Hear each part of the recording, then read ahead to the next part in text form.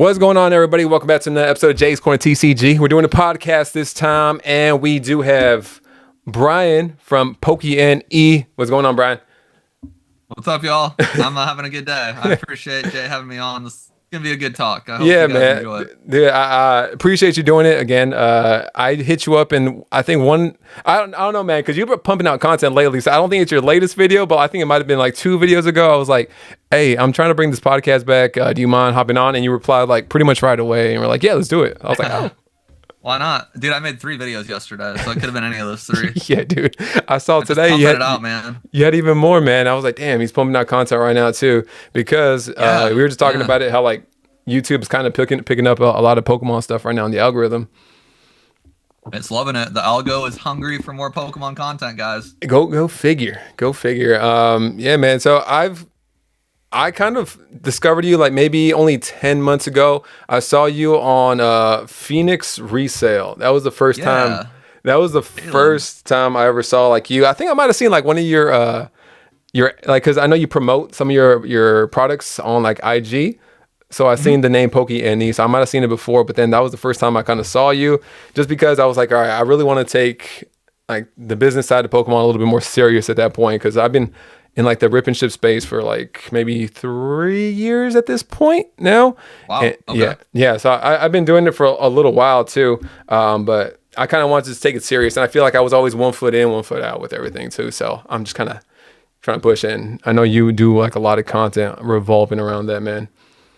Yeah, that's kind of my niche, the business, Pokemon business, and it's strangely.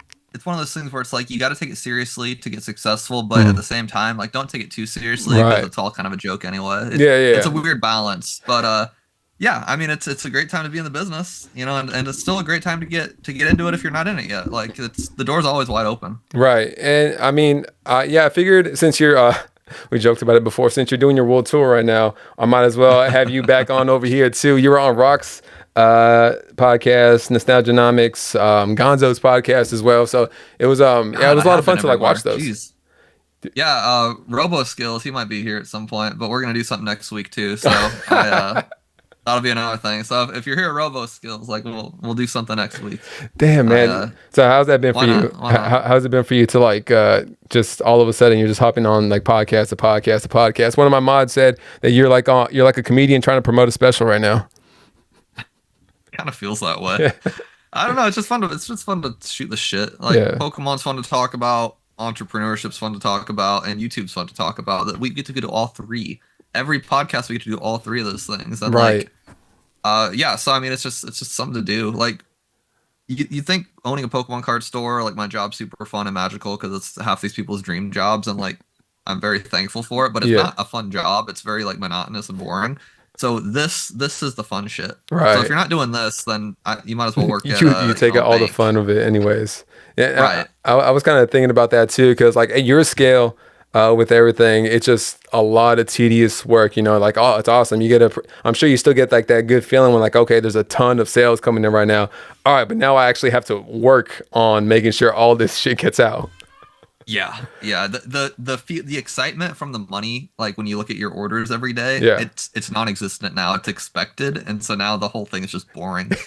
So I'm like, okay, but now I'm like, ooh, I got a lot of views on this video, or oh, these comments were good. So now at this point, the content comes first as far as like the joy of it, and then the business is kind of like, oh damn it, I sold that much today. Yeah.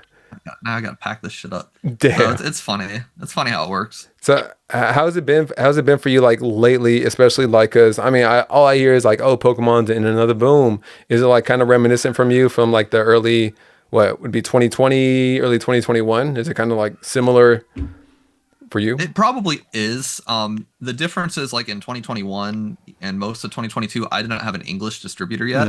So I was only doing Japanese, and so like a lot of the noise around, Vivid Voltage, Brilliant Stars, all those sets, I didn't really care about it because it didn't apply to me. Right. So like I was aware of what was going on, but it didn't affect me in any way because I was only doing Japanese and Korean. So now I'm on both sides of the equation, the English and the foreign stuff. So I'm like, this must be how stores felt in 2021. Just absolutely. You'd think it'd be fun because like I can put on literally as much stuff as possible on my site and it'll sell out in a millisecond. like prismatic evolutions. It's actually not very fun. It's very stressful, and I don't like it. So I think maybe my world tour is actually me distracting myself You're from the just trying to get reality of away the from all this stress. shit. Subconsciously, that's probably what's happening. Eh, so like now that you're doing like all the English and stuff like that, and the scale is so much larger for you, what's been like compared to that time, what's been like a big factor that's like, is it something slowing you down and just trying to keep up with this demand versus before, or like did you already have everything dialed in? So even though there's more demands to it, you're still able to kind of like go through it fairly easily, even though you're saying you're distracting yourself.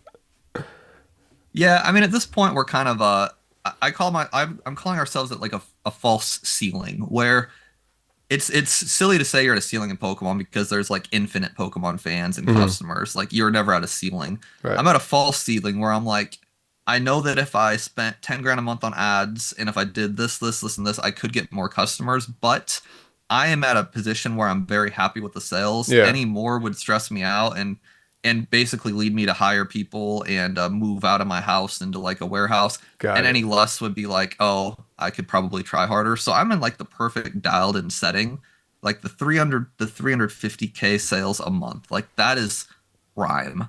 And so I'm pretty well dialed in, and I do have Yeah. time to kind of BS a little bit, and watch some anime, play some Guitar Hero, There's bullshit no, on you're playing podcasts. guitar. Hey, what are you playing Guitar Hero on right now?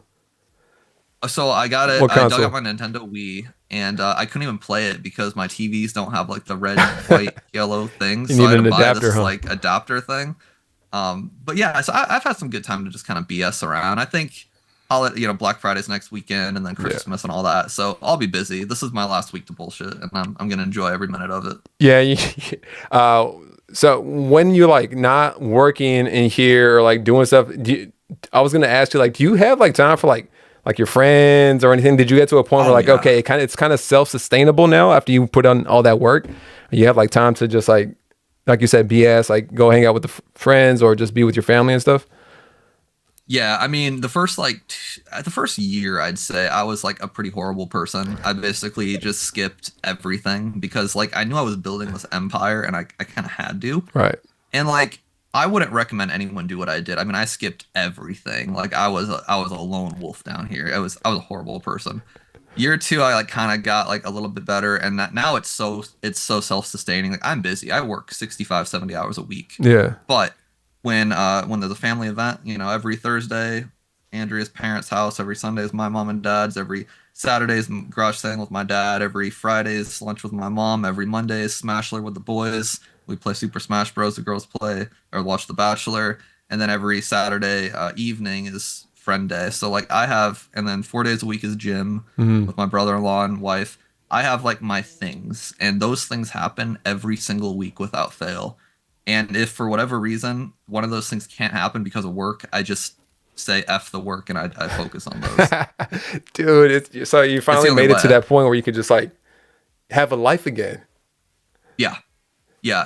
And I mean, you're always giving up something. So now I can't typically I can't really watch like TV, relax, sleep Hmm. much. You're always giving up something, but Right. I have you have to have your stuff that you stand on. Right. And as long as you make a conscious decision to not skip out on like important shit, then Yeah. you'll be relatively happy. Just a little bit That's cool, overworked. That's man. Yeah, because I was always wondering that just because like I know a lot of people want to do their own business, do their own thing, but then at the same time, you're not working 40 hours. You're legitimately like you could probably be working up to 80 hours like a week just trying to make it. And easily. with this stuff, you there's a likelihood that you probably won't even make it. You'll fail a lot of times. So That's the real bitch. There's yeah. not even a guarantee. And yeah, I mean, I was really blindly confident the first year, and I don't know why. Maybe it's just like mental illness, but I was working probably 100 hours a week. God damn. Easy, easy. But I mean, eventually down the line, it worked out. You kind of came in at an interesting time because I know I was watching like the Vice video. Oh boy, the famous Vice video. Dude, that thing. Oh my God. I'm okay. Look, real. I'm glad I didn't watch that video of you first. I was like, oh, this guy's a freaking dick. Yeah, it wasn't my best it wasn't my best moment on camera. To be honest, so what people don't realize about the Vice video is Yeah. it was I think they posted it like in August or September. They posted it several months after we filmed. We filmed that thing 3 months into the business. Uh-huh. Like I didn't even really necessarily was barely a business. Like Uh-huh. my plan was I was like, oh yeah, I've always loved Pokemon Yeah. and I've always loved entrepreneurship. So I was like, oh, there's a really good opportunity for this. I'm gonna flip a few cards, build a website, f around, get like a little bit internet infamous, and Yeah. then buy a bunch of real estate with the money. Like I wasn't gonna do this long term. Yeah. And the only reason, and so like the Vice thing was like a entrepreneurial like it was a Vice side hustle Right, right, series. right. And so they kind of encouraged, they kind of wanted that like The edginess to it. that Yeah, I could see it edgy, like like manufactured on their end for sure. very manufactured. Every single statement I said, they're like, "Can you say that again?" But dot dot dot, and there was like everything was manufactured, and I was still a douchebag, granted, but it was like that was kind of the vibe they were going for. Like the Yeah. hot tub scene was the most infamous, and I don't even know how to smoke. I've never smoked a cigarette or a cigar in my life, and they for the record that they have a cigar scene at the end of and I'm like a gangster, I guess, or a mafia. I don't know what they were going for. A Pokemon mogul, I think is what they said. And I had to have dude put the cigar in my fingers and like wrap my finger around because I didn't know how to. I never held a cigar in my life. So like it was like manufactured cringe, and like to their their credit, it got a lot of like comments and views. So like Right. the shit worked. Like it definitely got people talking. It just kind of douchey. Yeah. But you know, I mean, shit. Like once I started doing Twitch streams, that's when I actually cared about the business. I was like, oh, I actually like this because then there was like a community element where like I could talk to people and engage. Yeah. But prior to Vice, like I didn't give a shit at all. It was Twitch that made me really care, like Did- truly enjoy the business. You were doing like because you were doing ripping ships at that time too, right? Yeah, yeah. About I think like that month that Vice was here, I started my Twitch account, and I already had a pretty good following because Mhm. a lot of my customers just moved over there. Oh, okay. And then after Vice, I started doing Twitch. I did rip and ships like 3 to 4 times a week, 8 hour streams while working a full time job. That shit was Dude. whack. It was Dude. horrible.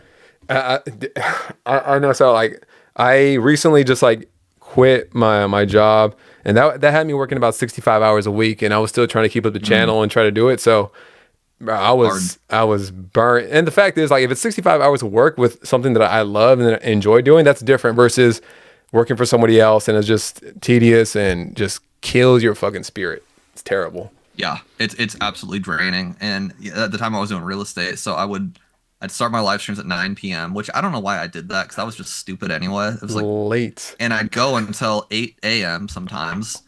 And then real estate job would start at 9 a.m. So like there was one day where I streamed until like 8:40. I put on a coat and I went to work. Dude, you didn't And then do a damn thing that day, did you? no, I had to do. There was stuff to do. Like there was stuff to do there too. I was like I was the office manager for a team of 8 agents. Like Holy there was hell. always some shit going on. I had videos, I did drone, I did contract, I did all sorts of shit. So I worked like 9 hours there, and then I came home, and then I had to pack up all the shit that I sold the night prior. Right. It was awful. That was every 3 days. Oh my It was that God, man. life. So you're Dude, I got so you're killing yourself.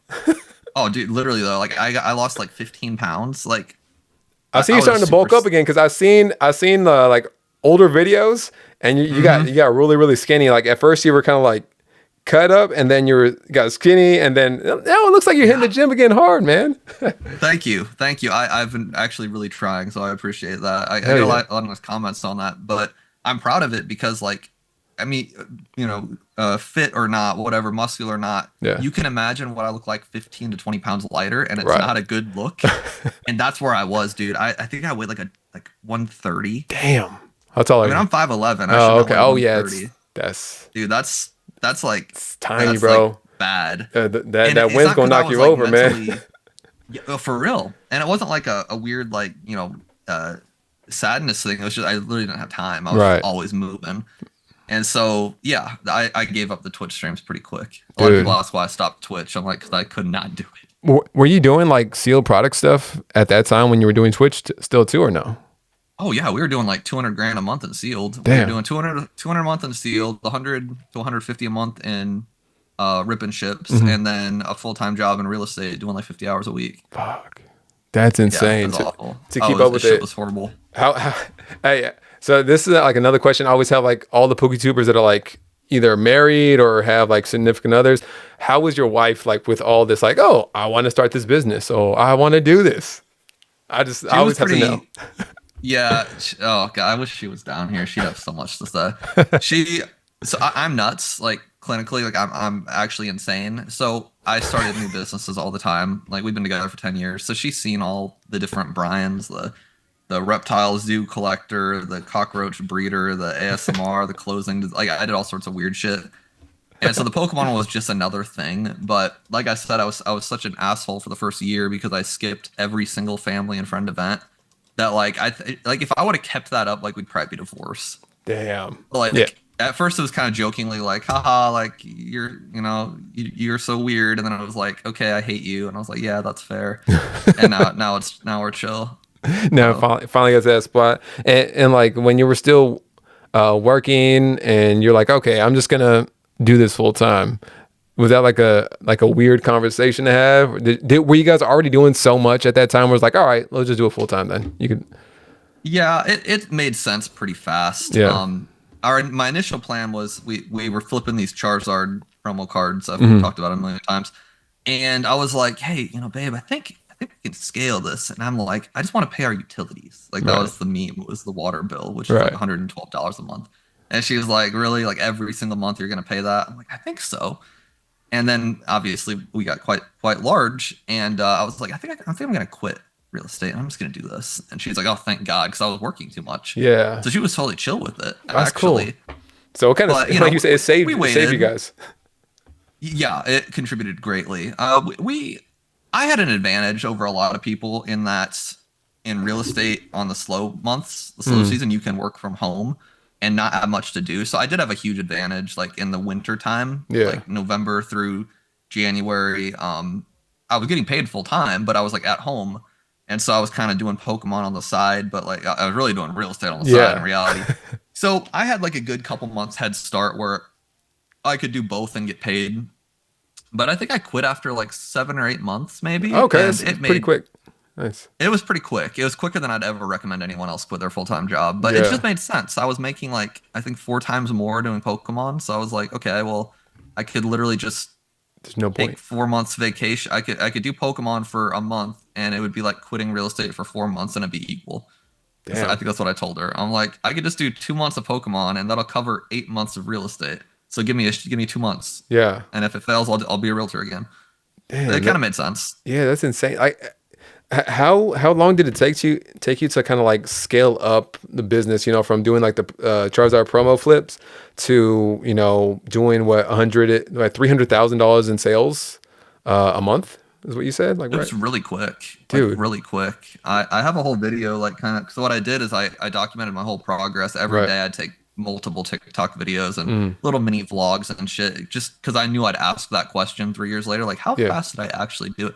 It was very fast. I think dude, like month one we did like 20 grand in sales. that's By insane, month man. like 4 or 5 we were doing like 100. It was a different time back then Right, though. I right. mean, It was this during was like that Shiny big Star boom. V, the Yeah, boom. Like it was, I had a huge advantage with timing. So like yeah, I'm not the shit. The time was just great. right. But no, I think like only 7, 8 months in, we were doing 150, 200 a month, and then the whole year too, it was north of 200.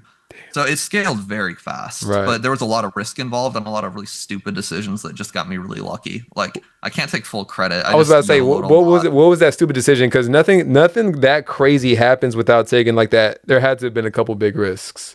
Shiny Star V. Yeah. I did some stupid shit with Shiny Star V. Shiny Star V, credit cards and customer pre-order money. There was a lot of risk involved in all of those Right. because at the time, English was hard to find because this Hmm. was the first boom, and so Shiny Star V was a new kid on the block. And this is when Japanese was starting to get kind of mainstream. People were like, "Oh, there were a lot of Japanese Pokemon collectors for sure, but not at the level that Shiny Star V brought in." Right. And so it got to the point where I'd buy 10 boxes. I'd have to wait 5 to 6 days to get them. And then I'd sell the 10 on my website in seconds. And and then it would take 3 days for the money to get into your account because like Right. it takes a few days.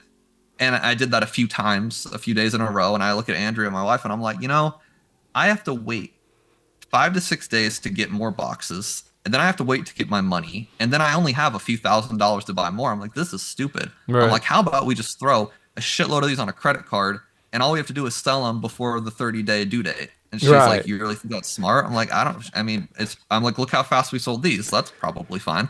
So we had 11 grand cash in our savings account, and so I'm Uh, like, okay, let me use 11 grand on a credit card. And worst case scenario, if some shit hits the fan, we can pay it off without paying any interest. mhm. And she's like, yeah, but then that's all of our savings. I'm like, I know, but we'll Dude, be but no, okay. it'd be fine. It'll be fine. That's literally what I Dude, she said. must have hated you. My wife She would went hate me for it. too.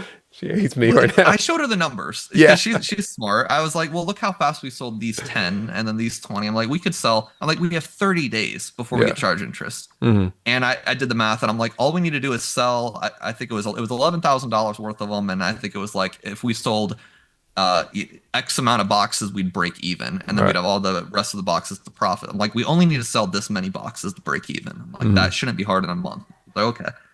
So that 11 grand was the first like thing that really boomed us, but Mhm. I didn't own the money. It was credit card money. Right. And then so we were able to buy 11 grand right away. I'll get all of that, sell it, and then it was just bigger chunks. And then I go to her, I'm like, hey babe, I need more money, but like our credit card, like our limit was like 20 grand. I'm like, so what if we did this? I'm like, what if we said, hey guys, Shiny Star V on back order, back order ships in 10 to 12 days. She's like, can you do that? I'm like, I think so. So I just did that. I put Shiny Every Star other V freaking back retailer does that. yeah, that's what I'm like. Everyone else does it. And so then I basically, instead of taking a credit card loan, I was taking a loan from the customer. And Right. that was probably risky to an extent, but I Mhm. put 200 boxes up there or some shit. And I was like, back order. And then people bought them. And then I took all that money and I threw it to Japan. I'm like, hey, I need, 500 boxes of Shiny Star V. So I basically got an interest-free loan, which is all a pre-order is. It's an interest-free loan. Right. And as long as you fulfill it, you don't get canceled online like a lot of stores do and have and Right. will. So I was like, oh, this will be fine. And so like that's what scaled us up was just a lot of stupid risk that again I wouldn't necessarily recommend to people Right. unless they have the cash to back it up if shit hits the fan, which Right. we did, by the way. We did have the cash. We had a 401k I was willing to drain if shit hit the fan because I was not going to get canceled on the internet year one. I was like, worst case scenario, we're going to empty the 401k, pay all this shit off, Yeah. and just learn the lesson. I'll go Right. back to reptile farming, whatever. Like it'll be fine. It'd be fine. It'd be fine. No, I mean, I get it because I mean, even in the rip and ship space, people do pre-orders even at that level. So versus Yeah. like selling it as the whole box or as a retailer, I think maybe at that time it might have been kind of a newer. Was it a newer concept? I don't think it was that new of a concept either. What, rip and ships? No, Or no, no, not pre-orders? rip and ships. Like doing the pre-order. No, I don't think I invented it by any means. Yeah. I mean, if you think about it, people have been pre-ordering video games for Right. years and years and years. So I just realized I could leverage it as a free loan because that's Yeah. all it is. Right. It's a free loan that's not protected by anything other than your credit card company's policy. So the fact that people gave me the money, and I should note the only reason people felt comfortable pre-ordering with me is because I absolutely slammed them on social media to the point where like everyone knew me already. Like I Uh-huh. made 10 videos a day. So like there was facial recognition. It wasn't just like some random landing page where it's like, give me your credit card info. Like Right. at least on a parasocial level, people knew me. You were in their face and their feet all the time. So much like, okay, I'm gonna just buy some stuff from him finally. Right. So like that's an important thing to factor in. I didn't just like make a website and hope people would come and give it money. Like, Right. there's How a reason I was working. how was that like that marketing? Because I think I heard you say you were making at least like what 3-4 TikToks a day. Just 10 to 12. 10 to 12. God damn. Yeah. Yeah. Every 2 hours I had a new TikTok up. And they Yes. were like really shitty. It was just selfies. Hey, what's up, guy? And I literally just told people what I was doing. Mm-hmm. Like the most mundane tasks. I I'm just packaging always this wanted to order. be in your face. Yeah, packaging this order, going to GameStop to get this, going Yeah. to the the postal office to drop this off. Like I just mini vlogs all day long. I was about to say. And what I heard someone wise, I forgot who it was. Caleb actually said it from Phoenix Resale. He said with industries like Pokemon and his industry, which is like video games, the pool of people online is so big that if you're a relatively small creator, like under 50,000 subs, the chances of you posting a video on TikTok and it being seen by someone more than once are Yeah. slim to none. He's like, you could post the same video 10 times in one day, and the chances of the same person seeing both of those on their For You page, slim to none.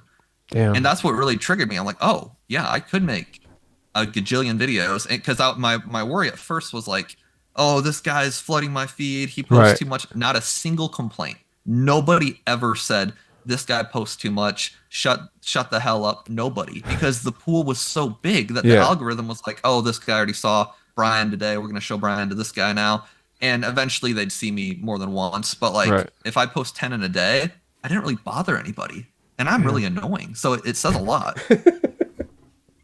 You said, no, I mean, I gotta get my shit up, man. Like compared Yeah. to that, like I gotta start posting more because I feel like for me personally, like I've been like kind of sedentary, like just kind of at standstill as far as like the growth, not necessarily the growth like sub wise, but like as far as the sales aspect of things on the rip and ship side. So I'm like that was in my head too. Like okay, if I post too much, it's gonna like annoy people. Like if I'm doing like short form videos or stuff like that. But yeah, it's just. I'm not really into like TikTok or anything like that. But most of my platforms just Instagram and YouTube. So maybe I just got to Yeah. post more on IG, see if I could transfer people like that too. I don't know. I think it'd work. For the record, I don't do 10 posts a day. I'm not that excessive anymore. But at the time, that's what I was doing. Right. And yeah, I mean, the internet's so big. And like, the second you get someone that's like, dude, I see you enough, that's when you're like, oh, I must be relevant enough where I can post 5 times a day now, Yeah. or 3 times a day, or once a week. You know, you People can. are seeing you all the time now. Yeah, I mean, it's not like a bad thing. I mean, you should be hoping that someone's like, bro, I see you every, like, people in the comments are like, oh, he's on another podcast. I'm like, yeah, eat it up, Speaking enjoy. Speaking of the comments, appreciate you guys being in here. Rock, I see you guys. If you guys are just in here watching, much appreciated. Crystal Collects, good to have you in here. Good to Hi, see you, Crystal. Crystal.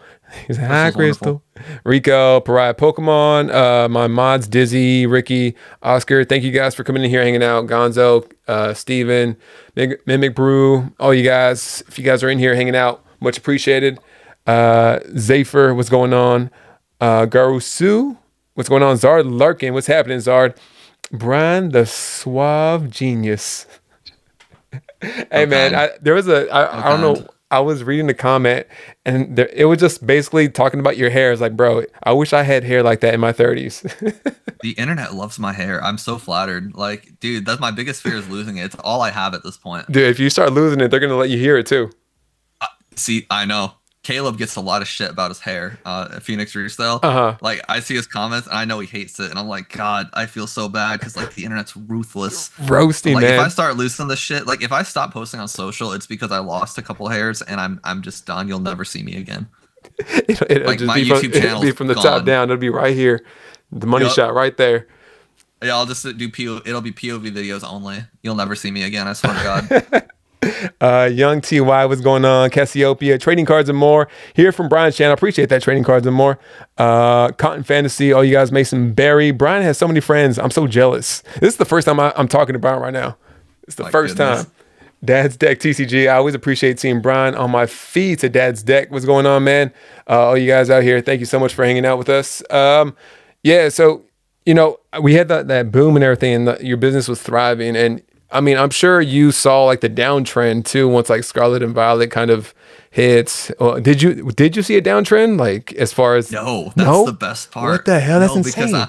because I'm diversified. That's the Yeah. brilliance of it. So when people started bitching about English, Mm-hmm. which they did, and Scarlet Violet, even Paldea of all people hated Japanese that was going at up. first. Japanese was going up. You're So I right. was like, all right, bet like I'll just lower the throttle on English and I'll Mm-hmm. go Japanese. And then Japanese like got super stupid. And then and now Japanese is like still popular, but it's not crazy anymore. Right. But you know what's crazy now? English again. Right. So Damn. and then so then English was like hard to find for a while. It was like, well, English wasn't that popular for a minute, and Japanese was super expensive. And so you know what I did? I went to Korea, and I'm like, hey, Korean suppliers, come on over, because the Korean sets are the same as the Japanese sets, Right. but they were a fraction of the price. So Clay Burst and Ruler of the Black Flame, Raging Surf, all the waifu cards in the Japanese sets Mm-hmm. Yeah. were commanding these stupid inflated prices. Like Clay Burst was like $200. That was for at Iono, release, right? Which was for Iona, which was stupid as hell. So the Korean version was like $45 and I could get them for like 25, 26. Hmm. So I was like, all right, screw it. You guys want Iona? Here's a Korean version. Is that chill? And people loved it. So the whole language thing, it was a perfect business model. And like now Yeah. Korea sucks because Japanese boxes are really cheap and like Hmm. they're basically the same price now. And so if you're gonna pick, a $30 to $50 box, you're gonna pick Japanese. So Korea's just chilling, it's doing its thing. Japan's really good. English is too good. I can't even get enough English to keep up. But having multiple languages or multiple IPs, I mean, like Yeah. Mason at Cardinal Gaming, he's got way more than just Pokemon. He's got 50 million of them. But yeah, if you diversify what you offer, like even in the Rip and Ship days, we did a lot of white shorts, which is like That was anime so popular for like centric, a while too.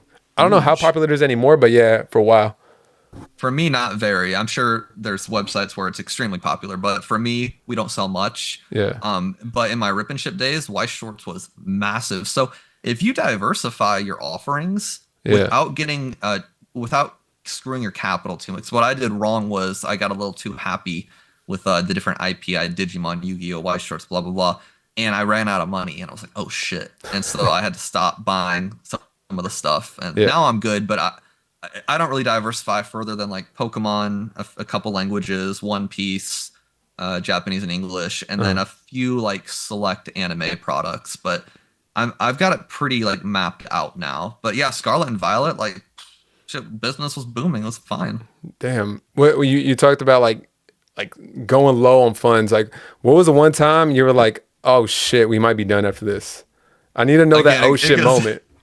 the oh shit moment again. Shiny Star V Okay. almost it built me and it almost destroyed me.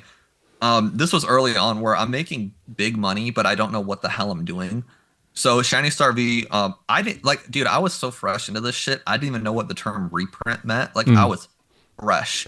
I wasn't a big Pokemon TCG guy. I loved the video games. Like my best friends met playing Diamond, Pearl, Platinum. We bought every game since we played 40 hours a week of Pogo. I loved the games, but I didn't mess with the cards too much. Yeah. So I didn't know what a reprint was. So I was buying, I'm going to make these numbers up because I don't know them off. So just pretend these are correct. I Yeah. was buying Shiny Star V for, it was like $50 and I was selling them for 60, for Uh, example. Well, when I went to buy more, my Japanese supplier was like, oh, you can get Shiny Star V for only $45 now. And I'm like, oh my God, that's $5 cheaper. The margins are crazy. So I'm like, fuck it. I'm just going to buy. And I had $30,000 cash and I spent almost all of it on damn. $45 a box Shiny Star V. There's a TikTok video of it. Yeah. It's literally, you can watch all these videos. They're public. That's why I did it. And it was this pyramid I built. This is $30,000 of Shiny Star V.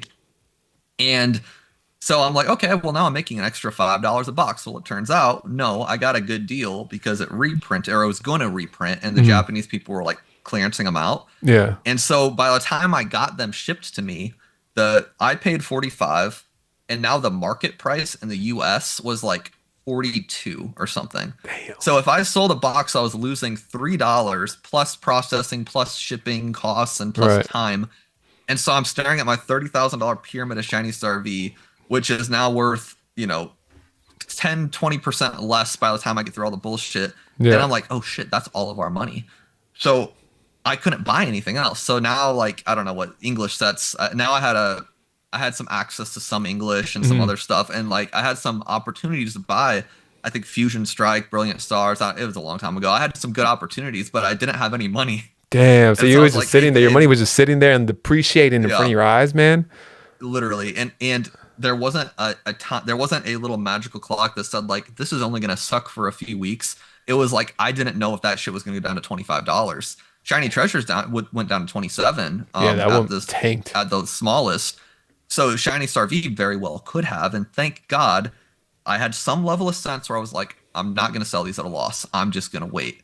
So I Mm. promoted all the other items I had available, which I had a lot of other stuff, and I just sat the Shiny Star V in the back. I didn't touch the pyramid. I made some TikTok videos about it, flexing it, but that was it. And sure as hell, 3 weeks later, the price went right back up to where it was. And ironically, I did make roughly $5 more per box than I was before. It was just I had a couple heart attacks in between that time. You had to wait. So Did you have English distro at that time or no? I I'd have to look back at the TikToks. I think I was just getting involved with one of them, Mm, and but barely. I mean, I got a few cases of the new sets. It wasn't significant, so yeah. I'd have to fact check myself on that. But I was very much mostly Japan. Gotcha. And you tell me like kind of when the English market was starting to go down when like Scarlet and Violet came out and you were going Mhm. back in on mostly Japanese. Did your distro have any issues with you just kind of like scaling back on orders, or how does that work? You just literally put in less orders and they're just like, oh, okay. You don't lose any access to anything in the future if you do that, do you? So I talk about it all the time that you like the more you spend with a distro, Right. the more good stuff you get. So I tried not to. In fact, I think I went heavier in my spending, um, because I was making so much on Japanese and like I was saying on in the podcast with Rock, like I live in Nebraska, like our cost of living is dirt cheap. I Yeah. wasn't even paying myself at this time. Like year two, all the money the Pokey made just stayed in the Pokey account. So I didn't really need the money, so I was like, well, screw it. I'll just keep. So I didn't go down on my English purchases at all. I just Mm. kept buying more. In fact, I bought the stupidest shit in the world just to get brownie points, like these Mimikyu and Cyclozar boxes. They're a meme on my channel at this point. I talk about them all the time. I bought any palette they gave me because I was like, this will pay off in the future. And Yeah. holy shit, I had some foresight because when Surging Sparks dumped and I was able to get everything I asked for, it's because of the bullshit I bought in 2022 that got me the brownie points needed. And I'm so thankful I had that. Because the Surging Sparks is like a weird set right now just because even like at the distro level, like there's not really any, at least from what I understand. I don't know if you have, I'm sure you've talked about it already multiple times. Yeah, for the most part, they're out. I mean, there's some deals like if you bundle it with other shit you don't want, you can get it for a inflated price. There's been a few opportunities, but for the most part, they are out. So I'm glad I got everything I got, but I can't get more for a reasonable price. That would make Yeah. sense. And then with Prismatic coming out very soon, it's like I feel like the market it's just going to be going insane again. I'm sure I'm pretty sure that's what you're kind of thinking too. You said I think in the Hmm. video like until like 2027 where it might settle down again and just kind of like even out, but for the foreseeable future, you feel like it's going to be like insane, right? Yeah, I don't really see Pokemon being able to catch up Mm, realistically because like they're always going to be a set or two behind. I mean, they haven't caught up with 151 yet. right. 151 packs are still $8-9 Mm. and they're releasing another bullshit product in February and like The blooming repack. waters, blooming whatever the hell it is. That shit's going to be gone. If I listed 500 of those on my site right now, pre-order at MSRP, that shit would be gone before this podcast ends. We're gonna end it, And guys. Let's see if see how good he could be with this. Nah, good. So, so like we haven't even. I mean, a lot of YouTubers are like, "Oh, he's pumping, he's doing this." I'm like, guys, they haven't gotten 151 figured out. Hmm. That set's a year plus old. You think they're gonna figure out prismatic evolutions year one? I'm like, we do very well here, and I'm proud of our sales and like our growth, but. $45,000, it was $48,000 of prismatic evolution selling in 10 minutes. That is not typical for us. It Hmm. probably never will be. Those numbers are stupidly insane. And that's in 151 never sold like that. Yeah. That's when I hit everything from my site. I didn't even change the quantity. It didn't quite sell out. I was just like, oh shit, we sold that much in 10 minutes. Hide, hide, hide, hide, hide, hide, hide. Yeah. Because again, I can't even get more 151. The blooming waters thing, I'm gonna pre-order. I got 3,000 I'm buying. I'm Uh-huh. trying to buy. And that's probably gonna get cut to, I don't know, 900, 1,000 maybe. And again, if I put all 1,000 of those on my website, that shit would be gone in a second. And if we can't figure out 151, Yeah. how are we going to figure out Surging Sparks just came out 2 weeks ago? Gone. We haven't figured out 151. We barely figured out Twilight Masquerade. I mean, Right. there's still not enough booster boxes. Like, this shit's we're gonna be in trouble for a little bit if you want like sealed booster boxes. Now the Hmm. packs, aside from Prismatic, you can get Twilight packs and Surging Sparks packs. You're gonna pay a little bit more, but it's not Yeah. a big deal. And I think that's what people need to realize. It's like, if you're a booster box collector, yeah, you're paying an assload of money. If you're buying Prismatic, you're gonna pay for it. But for the most part, you can buy and open packs. It's the pokey investor bros on YouTube that are really freaking out, as Yeah. they should. Because they're not sure if they're going to be able to get anything. Anybody, I don't Yeah, know. Yeah, I don't know. and the breakers, the rip and right. shippers are freaking out. But Yeah, I I don't mean, know. yeah, because I was surprised even with like searching Sparks. I assumed the Pikachu was gonna go stupid for a while, but I didn't expect it to hit what that $600-700 price point. I thought it was gonna top out maybe around $400, and I was Right. even then I'm like, okay, it's gonna be stupid numbers. It's gonna drop back down eventually, but it held a little bit longer than I thought. But I didn't realize that the booster boxes were gonna instantaneously go to like $200 right now, and I'm just like, well, why? And it's just because they just don't have any right now. They're just distros are, and from what I understand, distros were just like holding back product or limiting the amount of product that somebody could take at one time too, which I didn't realize was the thing until right now with this set. Yeah, I mean that's a conspiracy theory for sure that they hold them back. With every set after a set's released, if I ask, I can usually get a few more cases, Mm, and a lot of that's because you wouldn't believe the amount of stores that just like close like every I month, can like stores just imagine. or don't like pay their invoices. So there are Mm, some stores that ordered shitloads of Surging Sparks that weren't able to pay the invoice for whatever reason. So there's always some left over in that case. yeah, They might have like pre-release kits that have like it's like 10 build and battle boxes and a booster box. Sometimes distros have extra pre-release kits lying around and they bust those open and sell the booster boxes. So like I was able to secure more of them after the release date, but yeah. not very many. It's definitely a conspiracy theory, and I'm not going to tell you what side I'm on because I'm already in enough trouble as far as like them holding back for the sake of profit. Um, I see merit on both ends of that argument, but yeah, it's the bottom line is if the distributor's not holding it back, the vendor that gets the new product, they are. Like I Interesting. kept I kept those Surging Sparks like that. Yeah, That's little Timmy needs to retire in 30 years, whatever. So I'm gonna hold that on shit's to under some my of these right stairs. now. Yeah. So it's I don't the conspiracy theories are fun though. If I wasn't like directly involved and couldn't get assassinated, I would definitely contribute. But I feel like I got a freaking red dot on my shoulder right now, so I'm not gonna say anything about You're that. talking too much, man. You're talking too much. They're gonna come after you. Yeah, you have no They're idea. sick of Holy you coming on the shit. podcast, man. Sick of you The talking about behind the everything. scenes, man. People like joke about the cabal and stuff, and Yeah. like what they don't realize. I think Alex is gonna realize this now that he has got a distributor. Like the cabal meme, like a lot of it's actually pretty real. That's insane. It's That, there's so much that, money in it. I said, yeah, I was like, that's kind of shady. It's like a shady, kind of shady shit right there. You want to hear some real shady shit I in do. like 2022 Hmm. when these Japanese boxes were like selling for like 200 at release, Yeah. and the MSRP on a Japanese box, guys, is $40. Hmm. So 200 for a booster box in Japan, 200 for a booster box in English is nuts. Right. 200 for a booster box in Japan, do the math.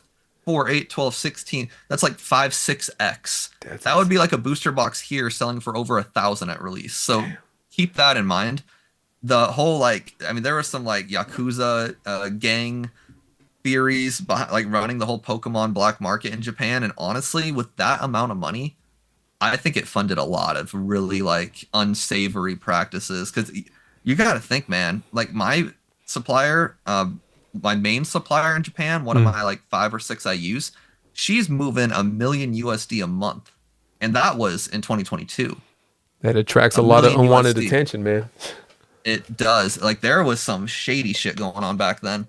And there What? probably still is, but now it's like it's you can't sell a booster box for 6x MSRP nowadays. Right. But Did you ever run into wild. like the issue with like the cancellation of like your orders like in Japan because like oh they want to mark up the price and cancel out the orders because I just know that Yep. that's a thing. You ever run into that? Y- Yeah, famously the 151 reprint back in April. So this Oh, was okay. a few months ago.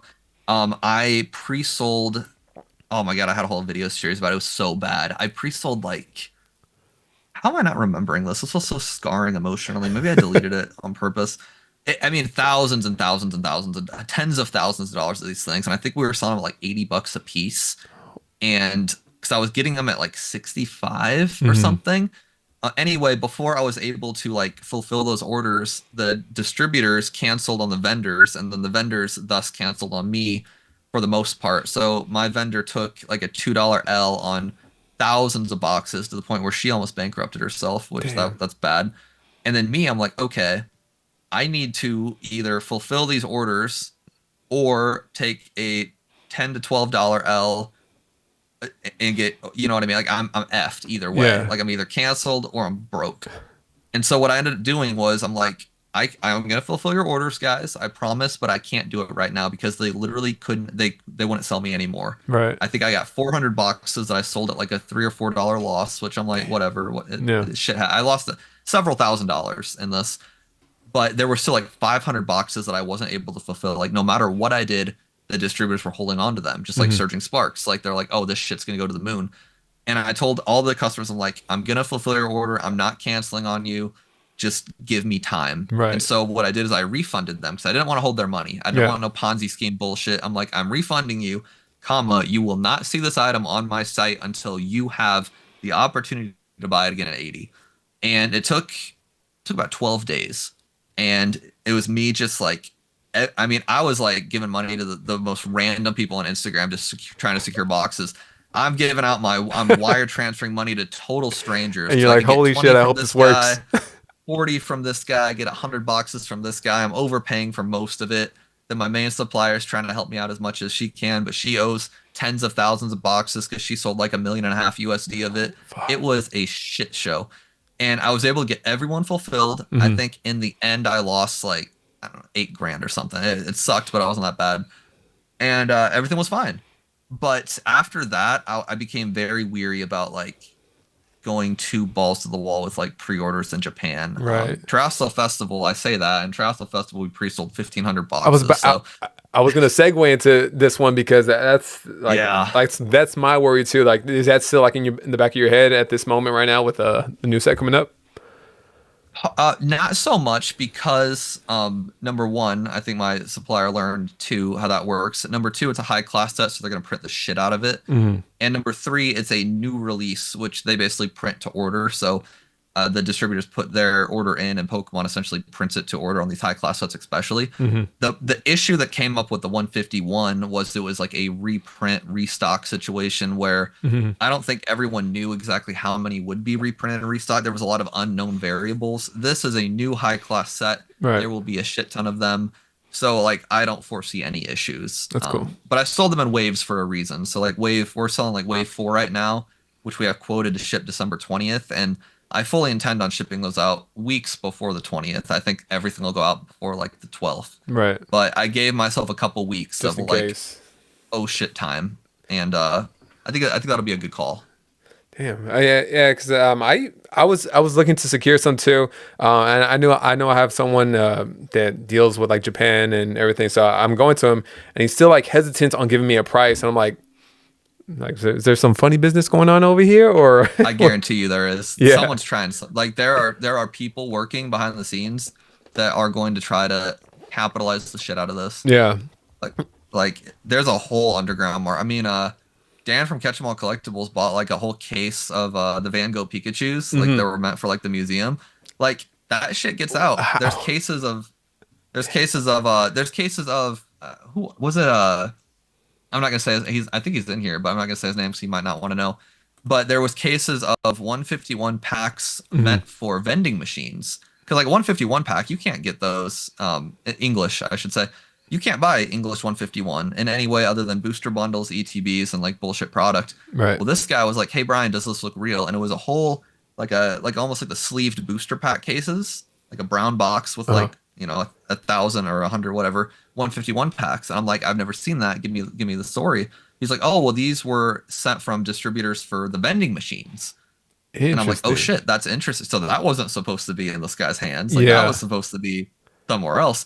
So there's all of this shit that like floats around and gets like moved around. Yeah. And I'm starting to see glimpses of it, but I think I'm still too fresh to see the full picture.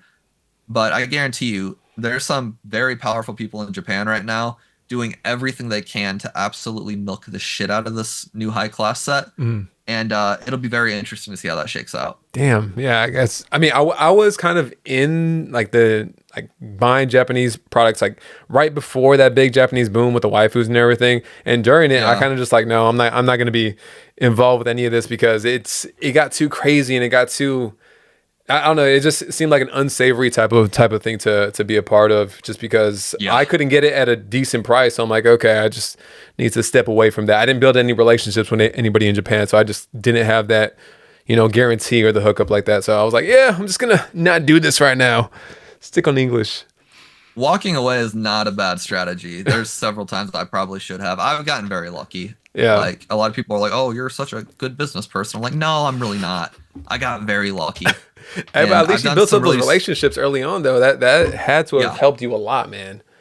The relationships are vital, and people are like, "Oh, how do you trust the people in Japan to not steal your money?" And I'm like, "You don't. You hope that the stereotype of their culture being trustworthy is actually true, Yeah. because you wire them the money. It's like there's nothing protecting you. Mm-hmm. Um, I was you always know, scared of that just because I didn't know for sure. That's why I always dealt with somebody here that, it's tangible. I can be like, go to them versus trying to deal directly with someone over there in Japan. I don't know. I was always yeah, wary about that. yeah. You got to just take the risk if you want to make like the most Right. bang for your buck, and Yeah. that's not always a great idea. I mean, you can't even really like. I don't even know how you'd go about suing someone in another country. Right. Obviously, like people can sue anybody, I'm sure, but like suing someone in a different country, I can't even imagine that would work The realistically. process Like, must be so tedious and so expensive that I'm like, all right, well, I yeah, guess I'm just going to take this L right now. you wouldn't make the money back. I mean, they'd have to have screwed you out of hundreds of thousands of dollars to make a lawsuit even reasonably logical.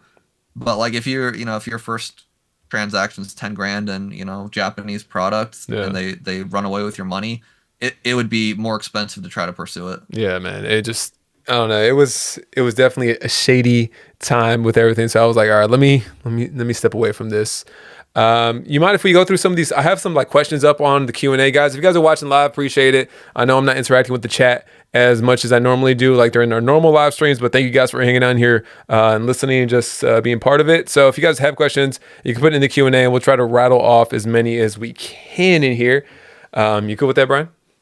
Hell yeah. Q&A is the funnest part of YouTube.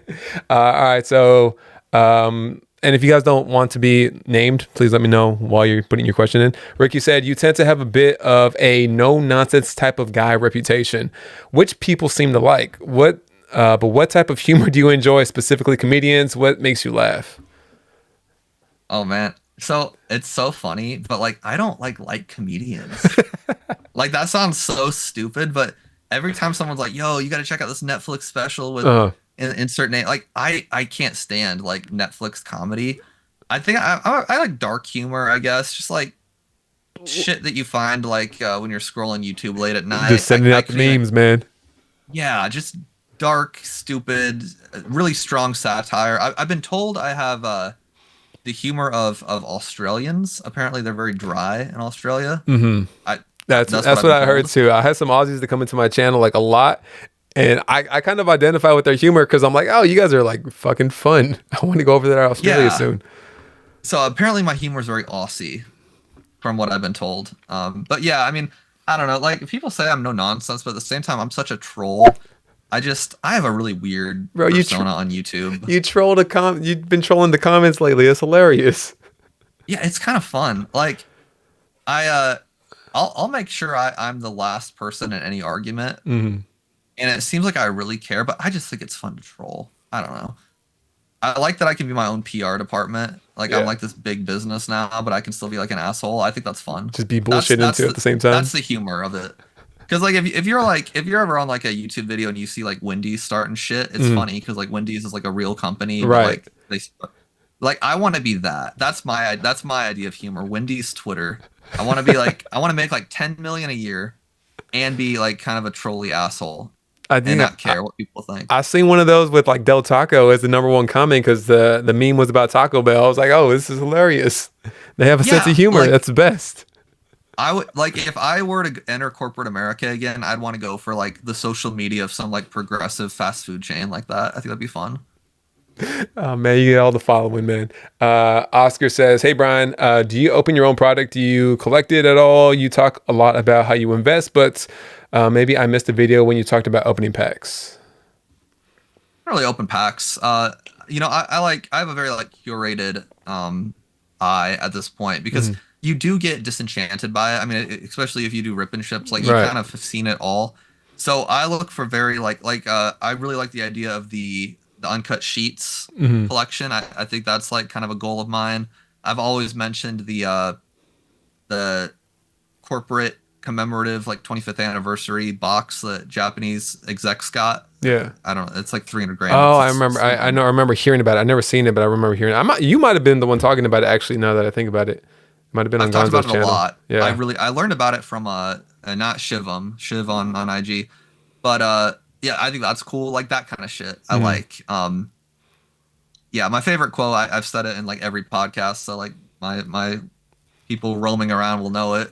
Kendrick Lamar. I don't smoke crack. I just sell it. It's a because otherwise, I mean, dude, if you went balls out in my basement, you go broke. I'd bankrupt myself instantly if the intrusive thoughts if I let Let you those win. out.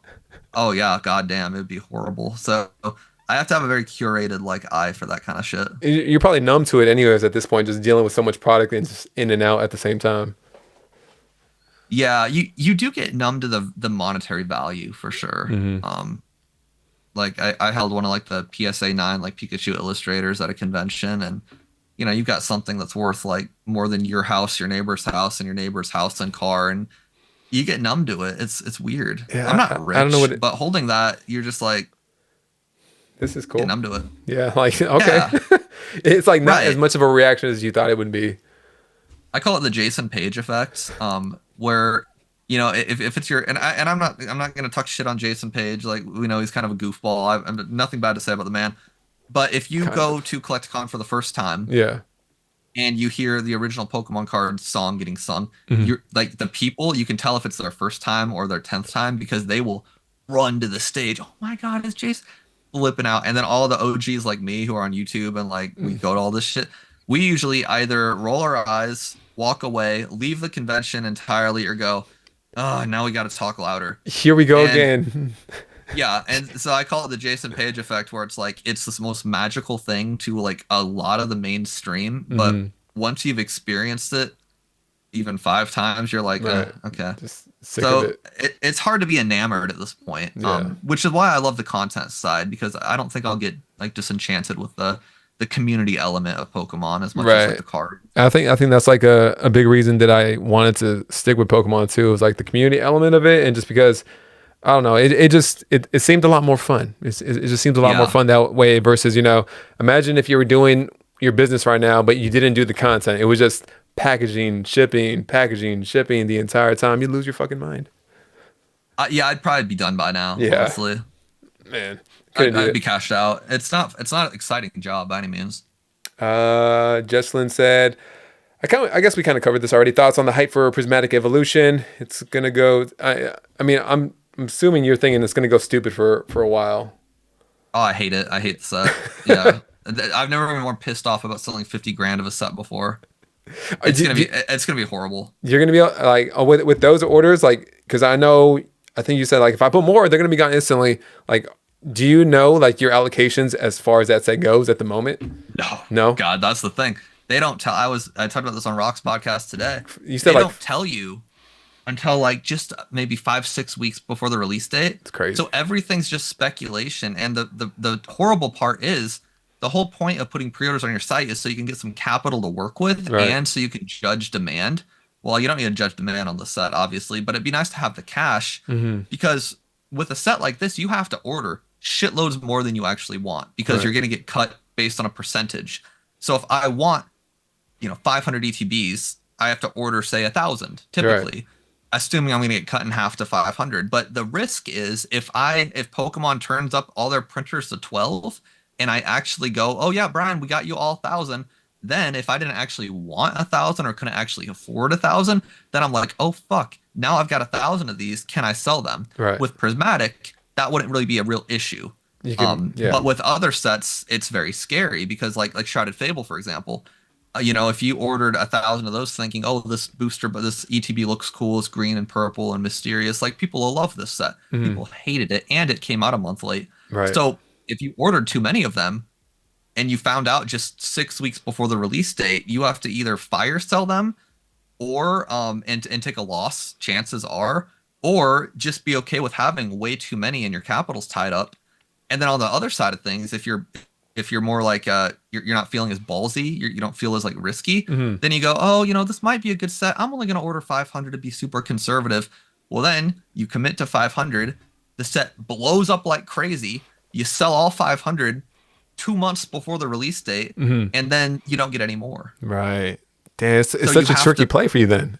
It's yeah, it really sucks, and that's why people f themselves over with pre-order so much because you're playing one side or the other. So my solution for this, now that demand is not a issue, because like obviously I don't need to worry about it. Will demand be an issue? It's I'm just gonna order. I ordered a stupid amount, like more money than I even own in Prismatic Evolution. I think like I still have to get my finalized orders in with one of my distros, but by the time I get both my orders in with both distros, I think it's gonna be like 350K of shit. damn. Damn. Knowing that I probably won't get that, like Right. I'm probably gonna get 150 or 170 or whatever. But if I get assigned 350K of that shit, I don't have 350K in cash. You better start laying around. selling the bitches. Exactly. Like Brian's not doing that good. Yeah. So I'm like, okay, PayPal working capital. It's like I'm gonna use air quotes on the word loan because it's not worth explaining. You guys Google it. PayPal working capital. I understand that. It's working capital, and so that's gonna be my way out. If shit Yeah. hits the fan and like they turn the printers up and I do get like 360 grand of it, I'll be like, okay, I can get a $200,000 loan, air Right. quotes, listening at home, and then use that to pay the invoice and then sell the product and hopefully learn from my mistake. Work But you out the gotta 30% risk it to later. the biscuit. Yeah, work exactly. I know what you're talking about referring to. I used it one time, and it was during the time where I was like, okay, it was a quick go, made it back, put it back in, and it was perfectly fine. But I had to revert to that one time, and I was like, I try not to do that again. But it's nice that it's there just in case. It's a good and honestly, I'm glad. I think this is the way to use it as a just in case because what I did. I have a video about this too. It's called like I bought $100,000 of Shiny Treasure EX, and I planned on using like 80,000 of the PayPal working capital for that purchase. And for the record, that all went very well. By the way, everyone's like, "Oh, it crashed." I'm like, I sold them all before it crashed. It's Right. chill. I bought more, but yeah, I don't think I'll ever play with working capital. I think that's a bad move. Yeah. Like I'm gonna use that as like an oh shit hits the fan kind of thing. I'm such a degenerate, dude. Like I'm a horrible business person. Buy more There from are this so man, many- guys. Buy There more are from so him. many people that are just like I know Mason at CNA Games. He's like your business model troubles me. He said something like it stresses him out, and I'm like, You're bro, like- you're a brick and mortar. You stress me out. Like that shit stresses me out. Dude, I couldn't imagine trying to run a brick and mortar. I'm in California. I can't imagine trying to start one in California or anywhere just because over here, I mean, obviously the taxes are just kind of a bitch in general. And on top of that, trying to pay any overhead, any utilities, whatever you need, employees and stuff like that. It just seems like the worst headache of all time. So I don't understand like how new LGSs make it happen or like they're diversified don't enough either. to make it happen. I have no idea, especially in Cali, but even in Nebraska, real estate here is so cheap. But commercial real estate still, even in Omaha, Nebraska, it's very expensive. Damn. And you're committing for 5 years on most commercial leases. Like there's obviously exceptions, but like, bro, I mean, I've only been in business. It'll be 4 years in January, and I'm like, I feel like I'm very lucky to be in business for 4 years because most businesses don't last more than 2.5. So committing to 5, shit. I don't know about that. I don't know. The brick and mortar life to me, that's the scariest thing in the world. But so good on you, Mason, and others. I don't understand it. It's scary, man. Hey, Chris, appreciate you on the 9 months, man. I'll fly there with cash, Brian. It's all good. Chris got your back, man. Chris Pie's awesome. We hung out like all day at Atlanta Collecticon. It was a good time. Right. Mimic Brew on the 199 said, do more live streams, please. I got you, Mimic Brew. Appreciate that, man. Deskia, what's going on? How many orders does Brian have that he's ignoring at the moment, said Deskia? I think like probably, oh no, a lot actually, because I got to do the Terapagos UPC pre-orders, like 150, something stupid. How does that work too? Because I know, like, just like the Shrouded Fable ETBs and the Terapagos or Terapagos UPCs, they're both delayed. So when you put those pre-orders up, obviously you're not aware. Are you aware that there's going to be a delay, or not? You put it up earlier, so you're not aware of that. They tell you pretty late, which is unfortunate. So as soon as I hear the news, I update the listing right away on the site, and then I typically email the people that pre-ordered and I go, hey, here's the situation. Here's a couple choices you have. Obviously, you can cancel if you want. There'll be no cancellation fee because this isn't your fault it's delayed. Right. And I usually give everyone an option depending on what they buy, because some people have like other items in the cart. Right. Some people just have those items, and some people have cases. And like everyone's different. So when something gets delayed like that, it's a big pain in the ass for me because I usually have like by Shrouded Fable. Luckily, the set sucked and like no one bought it, so I only had like 80 people to email. And the same with the Tropicos thing was like 70 people. So Okay. it wasn't, but like it still sucks because you got to send out 70 emails, and then It's yeah, still a lot of them time. you can do like mass emails for these 12 people only bought this, so that's easy.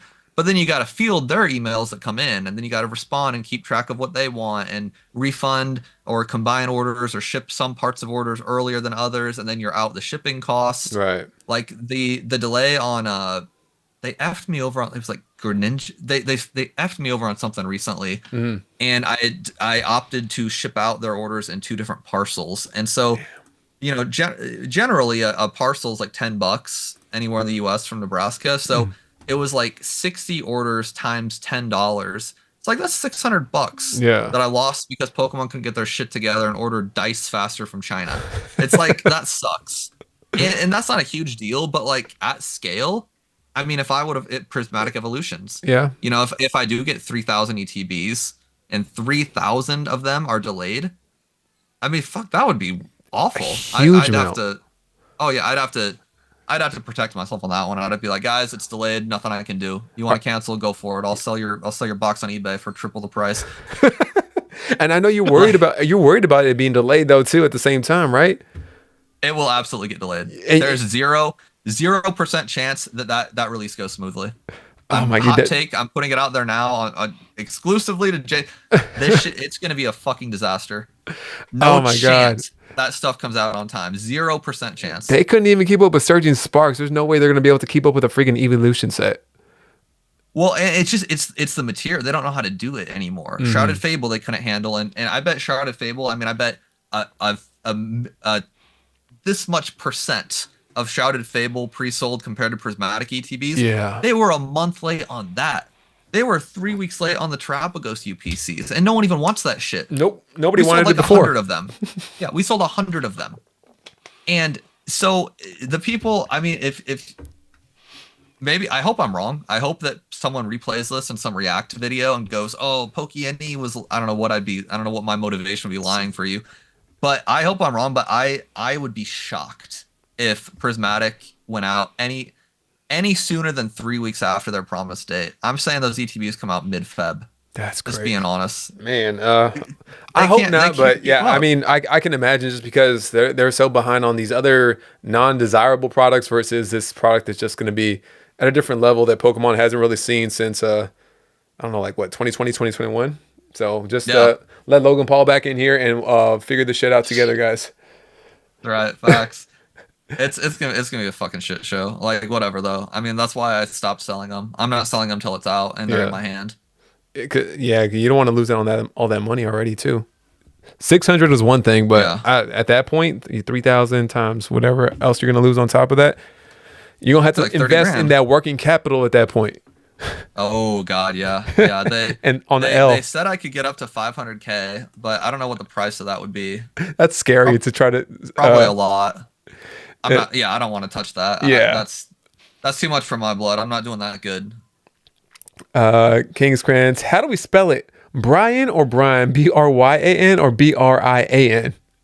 And I see both so often. It's I. Says, and your Christmas ad was fun. 401k? No, babe. We're buying Pikachu. That was off the dome. I'm so like that was like the most fire bar I've ever stood on TikTok. No, I think I just saw that Pikachu. One too. I'm really proud of that one. Acoustic 3 a.m. Project. Acoustic Lunatic said, Pokey, do you still collect the TCG? Do you have any sets that you like as a fan, or are you purely in it as an investment? Yeah, I kind of mentioned that. I like I like the interesting products. I like stuff that can be displayed. I think the idea of cards in a binder to me is no different than virtual cards in the Pokemon TCG Go Pocket app. People are like, oh, well, you got to open your phone. I'm like, yeah, you got to open your binder, though. I like the uncut sheets is something I really have my eyes on. And interesting, like, corporate products. Like, I've got some, I I gave a bunch away in some kind of giveaway, but I've got these like 151 puzzles that Okay. only like vendors got access to. I've got just weird, quirky things. That's Right. my favorite Pokemon stuff to collect. The And things that aren't when I necessarily the install, TCG, right? yeah, they could be TCG adjacent, but like stuff that can be displayed. Like I'm like when I install drywall down here one day, I'm gonna Mhm. have all sorts of cool stuff hanging up. I'm really excited for that. That's It'll be cool. about a year. I mess with that. That was in the comments. Champion TCG said, Brian, you're the reason we are able to start our. You were the reason that we were able to start our business. What was the thing that made you decide to start making the start a Pokemon business content? Champion TCG is awesome. You guys should go subscribe to them. What's honestly, Right I now. just got really tired of working Yeah. for like a real company, and I loved Pokemon and I loved reselling stuff, so it just made sense. I was joking about this a couple podcasts ago. My first like actual Pokemon business was selling hacked Darkrai on Diamond Pearl Platinum through an action replay cheating device. I sold them on eBay for like $10 a piece. I made a lot of money as a kid doing that. Dude, that's I say a lot of insane. money. It was like a couple $100s, but like when Hey, you're you're a kid, man. 13, yeah, Yeah. when you're like 13, like you can buy a PSP with that kind of money. So I was like stoked. You're like rolling But it with some money at that point. oh yeah, my dad thought it was so sketch. He's like, "Wait, you're selling what?" Because I was on his eBay account because Yeah. I'm a kid. I can't have it. He's like, "Is this legal?" I'm like, "Yeah, it's just against TOS." He's like, "What does TOS mean?" I'm like, "Don't worry about it. It's fine." It'd be fine. They're not gonna And come for me, then don't worry. yeah, They're well, gonna come for you. They're gonna come for you, Dad. eBay did suspend his account for like I don't know a week or so because you're not allowed to sell like digital shit. But that was my first foray into it. But I just stumbled upon it to be honest. Mhm. I didn't think it would turn into what it did. Yeah. And as far as like the like when you started doing the business, did the content like the I guess the YouTube side content, because I know you were making it on TikTok to promote the business, but the actual like fundamentals of business in this like Pokemon industry, when did you kind of decide to just kind of start putting those videos out consistently? Apparently I started like the how to start a Pokemon card business like stupidly early, like my first couple months into it, which I would definitely make fun of myself for now. But as far as like consistently posting on YouTube like as a like thing I do, like Hmm. I just started that a year ago and it really boomed. I mean, 30,000 subs in a year is wild. Yeah, it's pretty insane, man. And so, It's I insane. mean, Yeah. people are enjoying it. And low key, I mean, it might not be as big of a revenue stream as your actual selling, but it's still another like another stream of revenue too to just kind of like bullshit or just add on top of it too. So I can imagine it's a It's fun good it's a money fun thing. actually. Yeah, like I had no idea how much YouTubers made. Like Mhm. I made a video ironically about how little YouTubers make because, and I stand by it, because there's people that they watch, and I talk about PokeRev and Cool Trainer Ryan, and I think people kind of misconstrued what I was getting at. They make a shitload of money, and I say that in the video, but they don't make it by opening cards. They make it Right. from selling cards and then super chats, blah blah blah, and they're famous, which helps. But there's a lot of my like fan base and community base that's like, oh, I want to do what Leonhardt and Rev do and open packs on YouTube as a job. And I'm like, okay, here's how much you actually make per thousand views. It's not dick. It's Yeah. like I was wrong about like CTR's RPM is like $11, which is much more than mine, which is closer to 5 to 6. Yeah. But even at $11 per thousand views, if you get 10,000 views, okay, you get $100. Right. That's not enough. Like you open a Surging Sparks booster box, you got to get 20,000 views just to break even. And Right. if you're not Rev or Leonhardt or me, apparently you're not going to get that many views for years and years and years. So you're not going to make any money opening cards on YouTube, and I stand by that 110%. Mhm. But as far as just like my content and your content right now, just talking about Pokemon without spending any money, without any investments, you can make good money. I just got a paycheck $2,700 last month. Nice. Just Nice. bullshitting on YouTube. I don't even open anything. I don't. Reacting It's to like, the reactions that you reacted on the previous video, man. That's just the yeah, I'm about reacception. to It's stupid. And our next paycheck, we're on like for the end of November, like December 10th or whatever. It's gonna be $3,400 if I extrapolated it right. Mhm. And I'm like, that's a shitload of money Yeah. for just yapping. and you're gonna keep doing it because I mean, people enjoy it. If people enjoy it, might as well keep Yeah, pushing it. YouTube is going hard in on Pokemon right now too. No pause. So it's a good spot. It's a good spot. I feel it's a like great spot. I haven't seen Pokemon YouTube being this like important in a long time. Hey, Hi, Rosie. Yeah, little it's Rosie. fantastic. And when you live in California, it's a different story. But in Yeah. little Omaha, Nebraska, bro, I was doing 2,500 a month in real estate, and we were living pretty. Like you don't need dick to live in the Midwest. So making like 2,500 on YouTube, this is like I could quit Pokey and just yap on YouTube and be fine. Well, I don't know. We bought a bigger Man, house now. That would be rougher. you If we said moved yeah, to our and old didn't you house, expand your freaking your basement too? we built a house with a big ass basement, and we only did that because of the business. So like Right. I'd have to downgrade a little bit. But if you live in the Midwest and you can talk, if you can talk enough to fill 12 minutes of a video and you can do that 5 times a week, like dude, you could straight up just do YouTube full time. I'm gonna have to, we might have to work on a change because it's so bad in California. I love it here, love the weather, love a lot of people, but damn if they do not fuck you on a lot of things. Yeah, well, they fuck me on things. I mean, I'm Yeah. I'm a California business actually, because we're Nexus in there. So if you sell enough stuff, the Nexus law it's a shit show. Hmm. Do you remember like back in the day when you bought stuff on Amazon, you didn't have to pay sales tax, and it Right. was like ultimate hack. And then at the end of the year, they're like, "Did you make any Amazon purchases?" And of course, you lie and say no, Yeah. because why the fuck would you? Well, then in like 2018 or something, Nexus law came about where if a business does a certain amount of sales in a certain state, then they have to charge that state's resident sales tax. So for California, the Nexus threshold is 500 grand. So Yeah. we sell that in a freaking second in Cali. So I had to register in the state of California. I have to collect sales tax from my Californian customers. I have to remit it to the state of California, and then I have to do all the paperwork there.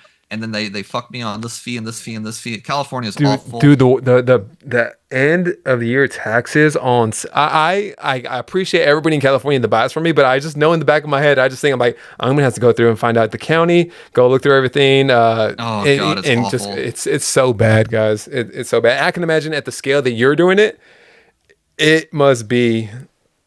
I I don't. legit almost quit. I Yeah. legit like so I didn't know about Nexus law when I got hit with it, and I ended up owing a lot of states a lot of money, which was super unfortunate. And legitimately, I was looking for buyers. There's one guy here in Nebraska. I'm not gonna say his name, but he's massive. He makes my operation look like the average 12-year-old's Pokemon binder in his upstairs closet. Like this guy, you guys think I'm big? This guy's fucking massive. And I was gonna sell my company to him. Damn, it was that bad. Like You're this like, nope. close. You're Bro, like, I was nope. stressing. Like Andrea stopped me. She's like, "Brian, you're bugging. Take your meds and chill." I'm like, "All right," but I popped a pill and I sat on the couch and now I'm good. But oh, dude, it was Sometimes bad. it's like that though too, because you just realize you're just overwhelmed with everything at one time, and you're like, all right, no, this is it. It's a wrap. Yeah, it was a wrap. I mean, it was 8 Mile for days. It was rough, but I got through it. I had to pay California a lot of money. California. You seem like a great guy. I've been to Cali a lot of times. It seemed like a great state. I hate it now No, because I they hate. took 50 grand from me We're, that I did not know I owed them, and it sucked. we were trying to we were thinking about going to Arizona because my wife's family, a lot of them are in Arizona now, and we're like, okay, that seems a lot more doable at this point too, because California is just it's a different monster as far Arizona as seems chill. yeah, and just hot as hell. Yeah, it seems like a good time though. We're actually going there in December. We're taking a friend vacation to Arizona. Oh, nice. That's a good time to go It's too. gonna be great. Yeah. Yeah, I'm gonna put a big ass text box on the front of pokene.com. I'm gonna say, "Effed off to Arizona. Order ship out in 10 days," and it's gonna be great. You guys I figure don't it care out. I don't anymore. want to hear Yep. nothing bad about this. No emails, no complaints. Yeah, nothing. I'm like, if you want to buy stuff, 10 days. If not, I'm good. It's Yeah. gonna be freaking awesome. I can't wait. Is that gonna be like one of your first actual vacations in a minute? We go once a year Once with a our year? friend Okay, group. cool. We go five to 6 days. Just me and my two buddies I met playing like Diamond and Pearl, Mm. and it's been like 20 years because we're old as hell now. But yeah, we go 5-7 days every year in the summer or the winter. And the first year I was like, how am I gonna leave my business? And now I'm like, I don't give a shit. Text box on vacation, 10 days, or don't buy. See you Yeah. soon. Thanks. Great. Entrepreneurship, baby. Yeah, man. Hey, that's part of it though too. Like even with all the bad things, like we might say, at that point you get to kind of run your own hours and just be in charge of yourself, which is a positive or negative, I guess, and depending on how you see it. But man, right now I couldn't imagine working the way I was working before. I can imagine you too doing like those long ass ripping ships, doing real estate at the time too. And man, it Oh, it sucks. sucked. It sucks. It sucked so bad. And I still had my reptile farm too, so I was still taking care of like 16 reptiles. Do you Dude, still have that it right takes now? time. No, it took a freaking year. I shit you not, it took a year to Nobody wanted find them, huh? well, I could have just thrown them all at like the Humane Society, but I Right. didn't want to do that. I wanted to find Right. like good reptile parents. And Yeah. yeah, it took a year to find like the right fit for all of them. Mm-hmm. And oh shit, that sucked. But I was doing that too. And taking care of 16 different like unique species, that's a lot of work. I can imagine that's a lot of work and a lot of space too, just because you can't just Oh house them all yeah. together. They all require different temperatures, different ecosystems. What did you have? I kind of want to know this now because I love animals. So we had a whole bedroom dedicated to it, and we had the Chinese water dragon had an 8 foot long tank. We had to actually bust out the drywall to get it where we had it. We busted out the drywall and had to rebuild the wall around him. So the Chinese water dragon, he was sweet. We had 3 beardies. We had 3 leopard geckos. We had a blue-tongued skink from Argentina. He's my favorite. We've had him dog food. They love wet dog food. We had 3 ball pythons. We had a pink-haired tarantula. We had 3 axolotls. We Damn. had a, which technically not a reptile, but But yeah, same, it's same still idea. exotic We animal. had, yeah, a cool animal. Yeah. We had some other weird little characters. We had this big piranha thing. I forgot what he was called, but we had some big fish too. I had all sorts of species. Then we had a dog, Evie. Mhm. Evie's not down here, but so all that on top of PokeAny.com, PokeAny ripping ships, Berkshire Hathaway real estate. I don't know how I didn't. I don't know how I didn't kill over. Honestly, You would not recommend. 10 out of 10 would not recommend. no, no, don't do what I did. I was an idiot. Over here, K Card saying, "Love the content, man. Made me get started on my second restock. Thanks, Brian." Shout out to K Cards. Oh, thank you. Appreciate you. Then he goes on to say, or he or she, I don't know. How do you do your bookkeeping in your spreadsheets? How do you factor in your cost of boxes, shipping, cards, etc. To know if you will make money and market price for a product? Such a good question. This is where I'm going to look like a really horrible business person. At this point, most of it's all in my head, Yeah. which is just so stupid, but it's the honest answer. Mm-hmm. You figure out how to add all that shit like on the fly. Yeah. What I would suggest is like, I buy my boxes from Uline in bulk, and some of them cost like 82 cents, some of them are 89 cents, some of them are $1.12. I just go with $1.12. That's how much a box costs, whether it's a little white one or the big brown, like 15 by 11 by 6 ones. Every box is $1.12. Bubble wrap, it's like 12 cents a square foot.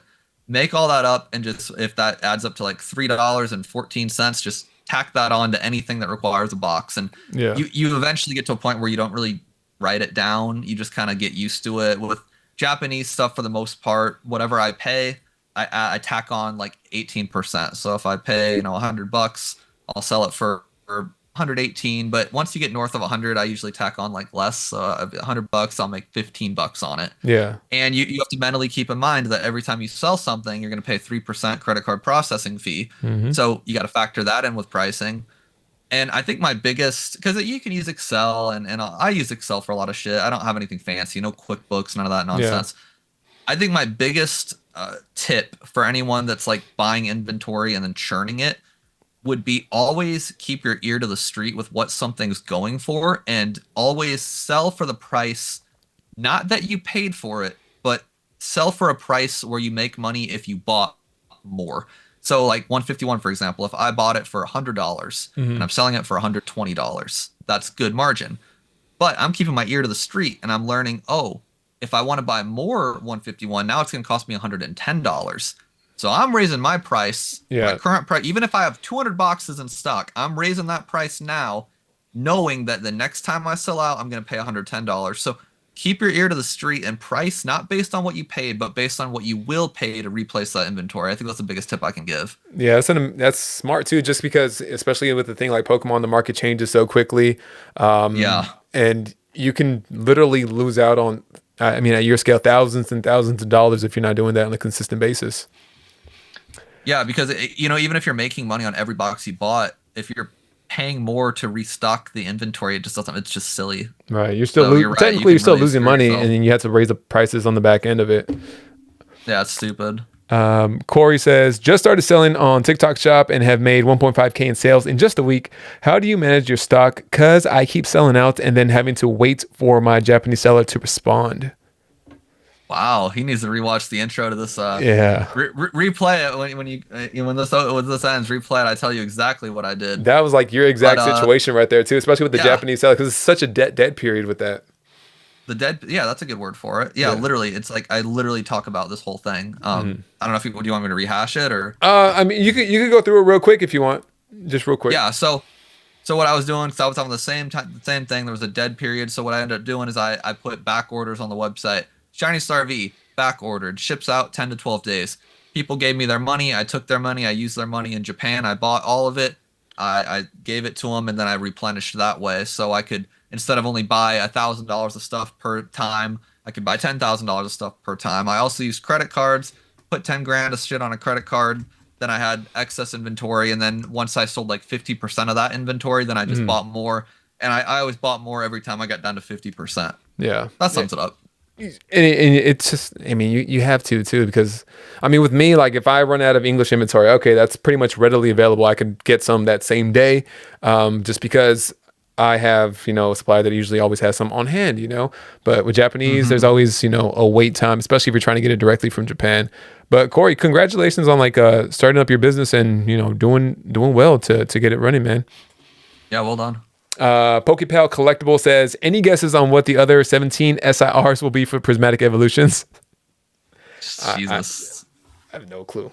I know 17's insane, actually. I know the Ursaluna looks badass though, but and then obviously the Evolutions, which I mean, I like the Sylveon the most right now. I'm just saying that, but Sylveon's dope.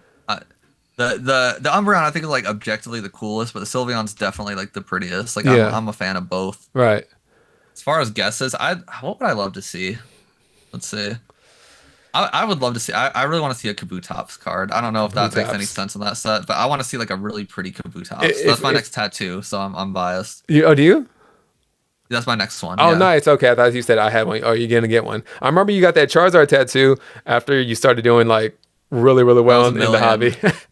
Yeah, that was 1 million in rev, and then the Milotic was 5 million, and the Kabutops is going to be 10. Damn, I'm not quite there yet. I need to see a Gyarados SIR. Like I said, I don't think it makes sense in this set either. But if a Gyarados comes out, or a Houndoom, but they already did a Houndoom IR in Shroud of Fable, so we'll see. It's probably not. Yeah, Kabutops, it's going to happen. You counted it right. If it happens right now, he's just gonna get the Kabutops that same day, guys. It'll be live streamed. Oh shit! Live stream the tattoo if they announce a Kabutops. It's happening. $30,000 sub special. You can watch me get a tattoo. That'd be a great live stream, actually. Especially if I passed out. It probably would do some numbers, man. Ooh, yeah. I got a needle phobia. If I passed out on stream. Oh, do you? How did those go then? It took a horrible, long time. Awful experience. Oh yeah, I brought my Apple earbuds. I blasted a Opeth. It's like a Swedish death metal, really interesting band, and I just vibed for like 45, 50 minutes and chewed gum. Gum's good, keeps you awake. I mean, I don't have a phobia of that or anything, but if I did, I would probably just not do it at all. That's logical. That's a reasonable. But like you said, he's insane, guys. He's insane. Look at him. But look at what his insanity got him. So you're doing pretty good, man. It worked out. Char Queen said, "Is there any advice you may have for a small business just starting off in the TCG industry?" Quit. Leave now. Get out while you can. No, that's fair enough. I mean, like honestly, that's not a complete joke, but.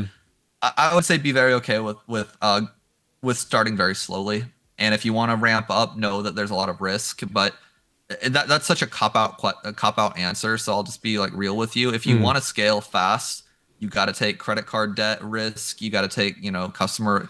Watch what I did. I have a whole hour. It's an hour long. It's my only video. It's an hour long. I posted like a couple weeks ago. Watch how I started and expect that you're going to grow a lot slower than me because not because I'm better at business, but because this was during COVID and things were a lot different. Right. But be very okay with growing slowly, because here's the thing. You guys will watch what I did, which again was very fast and it was a very different time. You'll watch what I did. You'll get way less sales in your first month, 6 months, 1 year, and then you'll stop. And then all that time you wasted, you didn't make dick because you ended up paying eBay 10%. Yeah. And now you have this inventory laying around that you're going to clearance out because your wife's pissed at you and you're going to get nowhere. So if you go in with the right expectations and expect not to make shit for 3 years, you will do very well long term. For the record, I did not pay myself until I legally had to, which was just last year when I turned from an LLC to an S corp. Then I was legally required to write myself paychecks. I didn't pay myself for 2+ years. Damn. So you're not going to make any money for 2 years. It's and tough. I was killing it. I was like crushing it. I was selling more than you will ever sell because, again, I had the freaking global pandemic backing me. Wasn't anything I did special. I had a once in a lifetime thing happen. Catastrophe. Right. So, and I wasn't paying myself. So if you think you're going to pay yourself in a market like this, like do a different job, because there's no money in this for years. So just keep your expectations low. And that's not discouraging you. I'm trying to keep it real, because if I keep it unreal, again, you're going to quit after a year and you're going to hate yourself. So go very slowly. Pokemon is the most powerful IP in the world. It is not going anywhere. And if you quit now, in 3 or 4 years when we're on Gen 10 and we're in the Abulu region and there's 2,000 Pokemon now, you're going to be pissed at yourself that you stopped in 2024, because somehow hindsight's 2020. You'll be like, oh, damn, I should have started then, because now we're on, Johto Adventures 251 and you're going to be like, man, I could have got in before Johto Adventures. Yeah. You're going to be pissed. Start slow and start now. That'd be my advice. And appreciate you, Char Queen. Quick Cast Clips TV said, a good video idea. Possibly someone should make a video teaching the ways you guys first grew in funding and how to set up business bank accounts and stuff. Probably lots of teach for Pokemon company. I mean, do you already have videos like that go over stuff like that? I go pretty detailed. If you go to my video channel and you organize by like most popular, they're like going to be near the top of the list. I go pretty like there. I think I call them like master courses, because I was like, business guru D-bag, and that's what you call these videos. You gotta follow my steps if you want to make it, guys. Yeah, like some business guru vibes. Watch that. They're like an hour plus long. I go through a PowerPoint like a professional. That covers most of like the nerdy talk. Yeah. And somehow that got a lot of views. It's boring as shit, but you'll enjoy it. Well, you could apply that into so many different areas, not just Pokemon too. That's true. Yeah. It's pretty it's got a pretty good breadth to it. Yeah. So quick cast clips. Make sure you check out Brian's Pokeandy account here on YouTube. You might be able to get even more. What do you think about Whatnot? Said Oscar. What do you think about Whatnot? Oh man, legally I'm not supposed to talk about it because I got a contract with Drip. So, I can't be pissing off Drip. I think they're all fine. There's gonna be scammers everywhere, technical difficulties everywhere. Yeah. You're gonna be very slow to start everywhere. I would say my number one thing with all streaming platforms is I've always recommended, and I'm a big Drip affiliate now, so I'm not gonna talk shit on any of them, but I've always recommended owning your customer list, because if any of these platforms goes away, I know your Whatnot platform is like the most powerful or whatever, but like shit happens. They got canceled before with Blake's breaks, and they've been doing good since then, but shit happens all the time. There's buyouts, there's merges and acquisitions. There's sometimes they just go out of business. Right. If you don't have an email list or a way to contact all the customers you have, it could just be social media followers. You need to make sure that you own that contact in some way. I mean, Dan from Catch 'em All Collectibles, he might be watching. He's gone from Fanatics to eBay to streaming. He's done like every platform you can imagine. And people might be like, oh man, he's jumping between platforms. How is he still successful? He's successful because he's got a loyal following outside of all those platforms. He was a big eBay guy, then he's now with Fanatics. But he's got a following on YouTube. He's probably got a Discord. He's got some way to keep track of all these people and tell them, hey, I'm not streaming here anymore. Now I'm streaming here.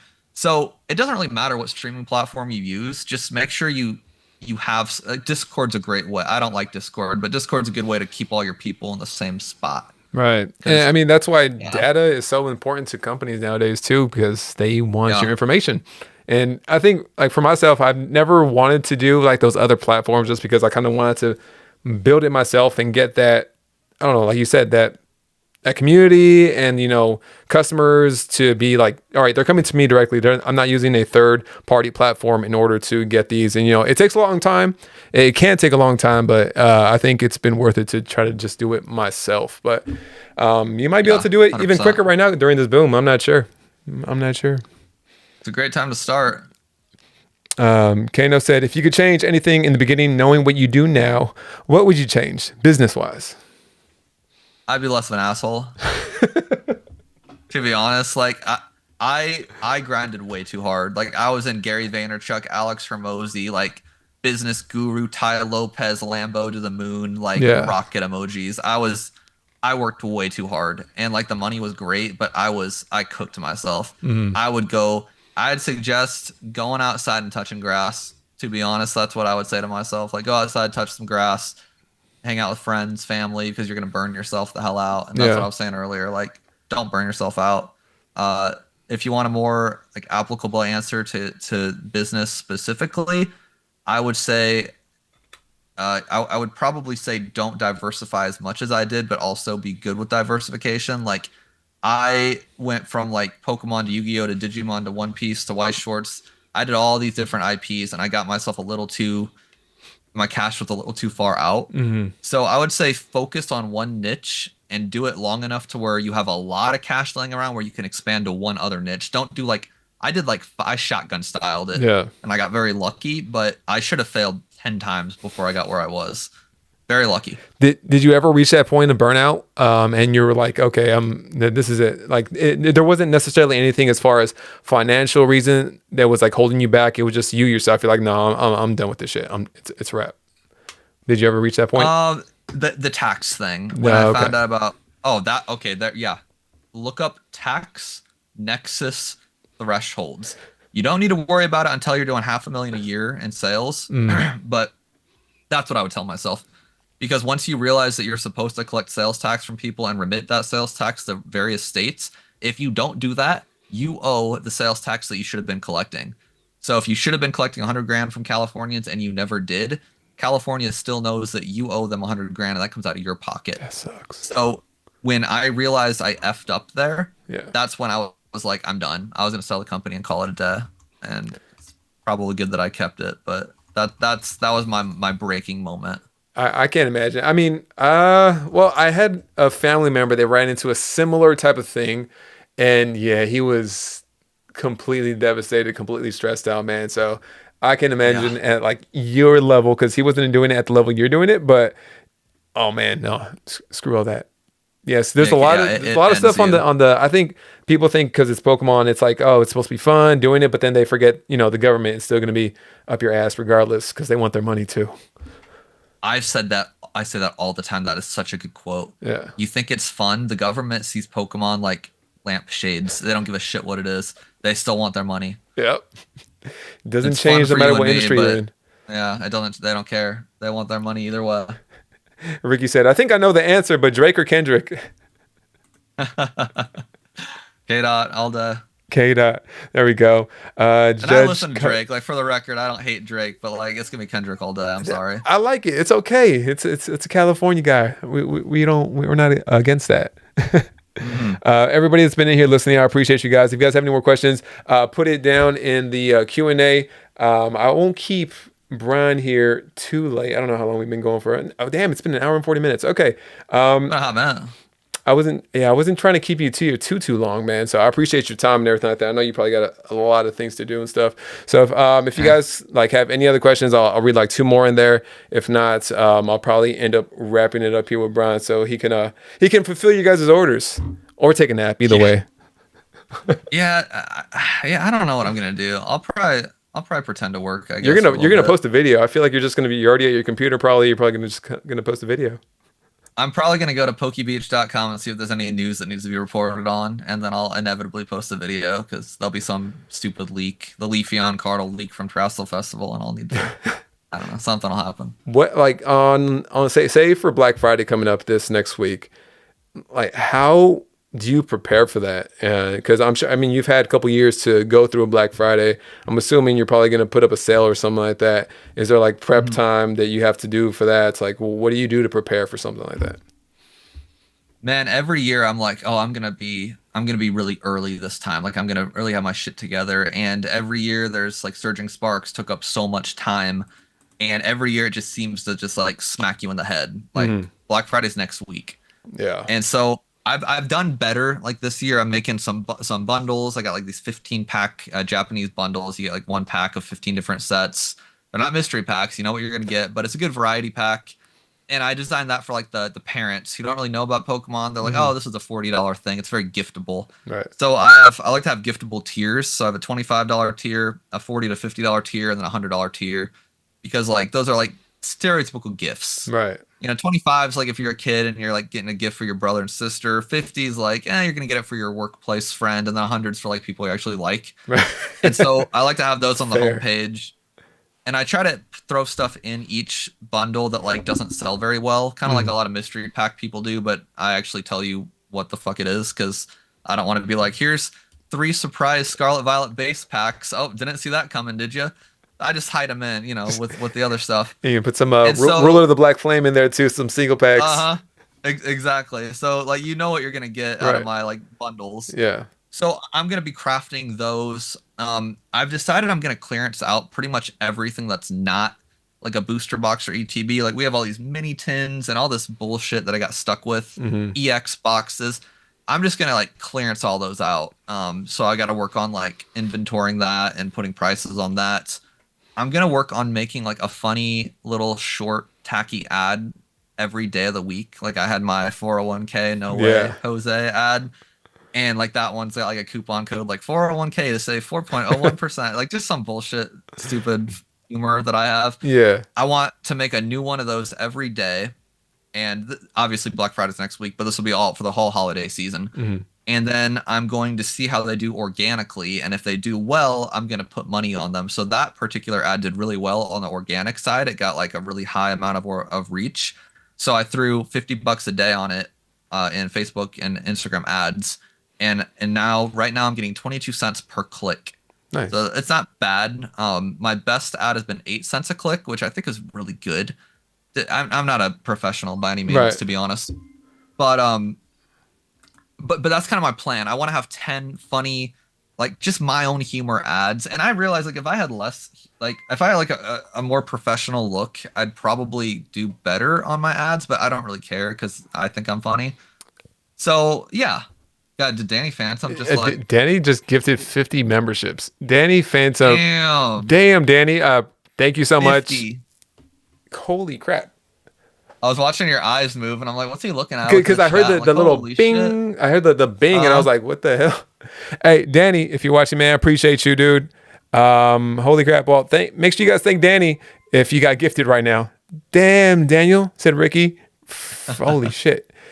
Danny. I gotta say, Danny Phantom is a wonderful human being. Like, obviously, he's like a big famous YouTuber, and like all you guys probably watch him. But just like I can't answer all my DMs. I don't. I just can't. And obviously, he doesn't either. I imagine. But he's answered several of my stupid questions, including one literally today. Literally today. Mhm. And nicest dude in the world, and extremely smart. Like, if you like my business crap, like he does a lot of entertain. He's a lot happier than I. Like I have some I'm kind of like a dark side of Danny Phantom in a lot of my videos. Hey, If you you're want a his more intrusive positive thoughts, look- man. You're his intrusive thoughts. Yeah, that's a good way to put it. I'm guessing he agrees with some of the things I say, but like he's too good of a person to put them out there. But his business content is phenomenal. Like everyone already watches Danny Phantom. I don't need to pitch him, but he's a fantastic human being. So the 50 gifted subs man. further evidence of that. And same with Pat Flynn, Deep Pocket Monster. Deep Pocket Monster and Danny Phantom are like two of the most famous people that I've been like lucky enough to talk to on Instagram, at least like regularly. Yeah. Most helpful people in the world. Oh, for sure. And man. I'm just like, oh, holy shit. Like I had no idea the level of access that they would both give me. A Deep Pocket Monster actually both of them helped me a lot with drip. and just general stupid questions that I've had over the years. Like uh, Pat Flynn, I learned a lot from him. Highly recommend if you're into content. He has like a business channel, but Danny Phantom specifically. I don't know if you'll have to tell me in the chat if you saw my video, Danny, but I made like that hour-long montage, and there was one Instagram post he posted of him doing like 300 orders in one day. And it was 2 years ago. And I said to my wife, I'm like, we're gonna do that one day. And I never forgot that. It's just a random picture he took on Instagram. And then when we did 300 orders in one day, I was like, oh shit, I made it. Like I was like, I felt like I made it. And I don't think he has any idea how influential that picture was on Instagram. He probably doesn't even know what I'm talking about. But it's in my montage video, my TikTok montage, and it's like it hit. So yeah, major love. The best pool ever, said Danny. Danny, appreciate you, man. Yeah, I mean, I think like this new series that I'm working on right now, honestly, a lot of it is just like a general overview for like new people that are in the space, just because I see that the fact that there's like a ton of new people coming in here. I remember coming into the space like full on, and I didn't know where to navigate or how to navigate it. So I'm like, all right, well, let me start a series. Like it hasn't gone out yet. I've recorded like 4 of the videos, and then I'm going to start putting it out next week. Right. But I know I can quote myself saying like, if you want to learn more about this market, please go check out Danny Phantom. I think I said that like 5 times along these couple videos, just because I know in my head, all right, probably one of the most reliable sources to get any like market updates or just in general, like actual good, non-biased information too from him. So appreciate you, Danny. Yeah, non-biased and actually helpful. Yes. No like sticky tack, like actually good advice. Right. It's nice to hear once in a while. Yeah, man. So Danny, man, again, appreciate you. Yeah, 50 gifted is insane, man. Thank you. Yeah, that's wild. Okay, well, guys, if you got gifted, congrats, and thank you guys so much for being in here. Brian, there's a couple more questions in here. I'm gonna go through them, and then I guess we'll wrap it up after that, dude. So appreciate the time you had in here too. Hair product recommendations. This is the shit we should have been talking about the whole time. Damn. Dude, I get this question so often. So it's people. I have really dry humor, so people always think I'm joking, but I'm like legitimately working with like a high fashion Italian brand at making hair products right now. Are you serious? I'm not even shitting you. It should have been done by now, but it was a rough year for me, honestly. So that didn't happen, but it will happen. But right now it's this really, I'll post on Instagram about it. It's this really sketchy red gel shit on Amazon. It was like $24. That's literally all I do. It's my old. I said I'd announce it in a 25,000 subscription celebration video, and I totally skipped it. I just have good genetics. My mom and dad are just wonderful people. But it's a sketchy red gel. It probably has all sorts of toxins. Then it's probably made of like dead animal toes or something. But like, hey, but it works. Gives you so much volume. It works. It's like $24. Perfect volume. I have decent hair when I do it, but I'm like always scared. I'm like, oh god, my granddad his hair is gone.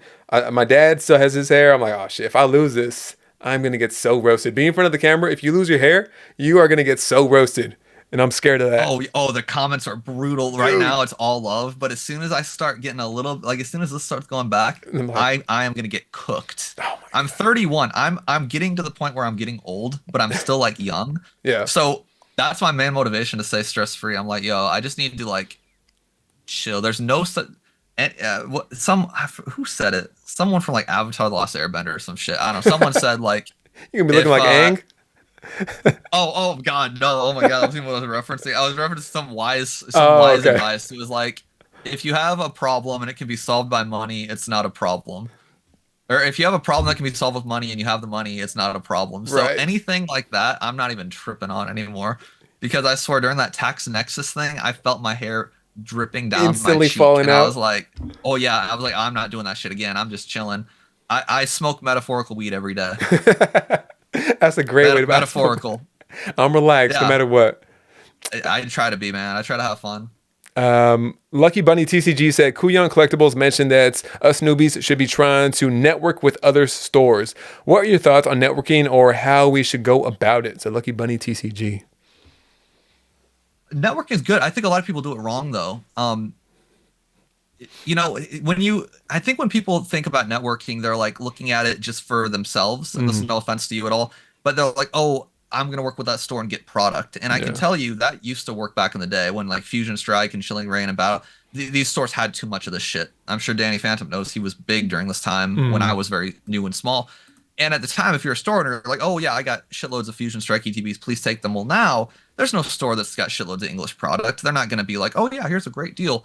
So networking really, it's not about like you're not going to get like a direct benefit of networking. Not like, hi, let's meet at Collecticon. Oh great, now let's work together on transactions. It doesn't work like that. Yeah. It's meeting up together to Collecticon, seeing each other at a second Collecticon, seeing each other at a third event and getting dinner. It's a long process, just like dating someone. Yeah. And then you get to a point where you can reach out to them at any time. Like Danny Phantom, I reached out to him several months ago, and again a couple months ago, and then again earlier today. And we have a relationship now, which I've never met him in real life, but like if I ask a question, he's very generous with his time and he'll Mhm. answer it, and vice versa. And there's plenty of other people I've met with where if I need something, I know they've got my back, and vice versa. Right. And it's things like this where I'm like, oh, great, podcast, let's do it. And then Right. someone in this chat is going to hit me up and be like, yo, I have this. Do you want to do this? And there's a reason I've been on 10 podcasts in the past 2 weeks. Yeah, man. I thought it was Like, 2 days, but yeah, 2 weeks. Yeah, roughly. yeah, like you're not going to get a direct benefit All from right. networking, and you shouldn't expect one. All right. It should be just like dating, where Yeah. it's like little tiny steps and you'll get what you want eventually, but don't go in with an expectation. It doesn't work that way. I have a pretty good example of that recently too. I had been buying products from one particular person for like the past, I don't know, 2 years, whether like I had, he'd give me deals on certain things. Other times he didn't have any wiggle room. There was other people that had cheaper prices, but I kind of stick with him just because he had like, scratched my back before and like, all right, let me help you out with this. I'll move this product. If you need stuff, I got your back too. And it kind of came to the point recently where he has he vends as well. So we have this Giants collectible show here called Frankensons in Southern California. Oh, yeah. He has a booth there. And I had mentioned to him like, oh yeah, I was thinking about trying to vend at like some small event. He's like, you want a display case? And, so now I have a display case there.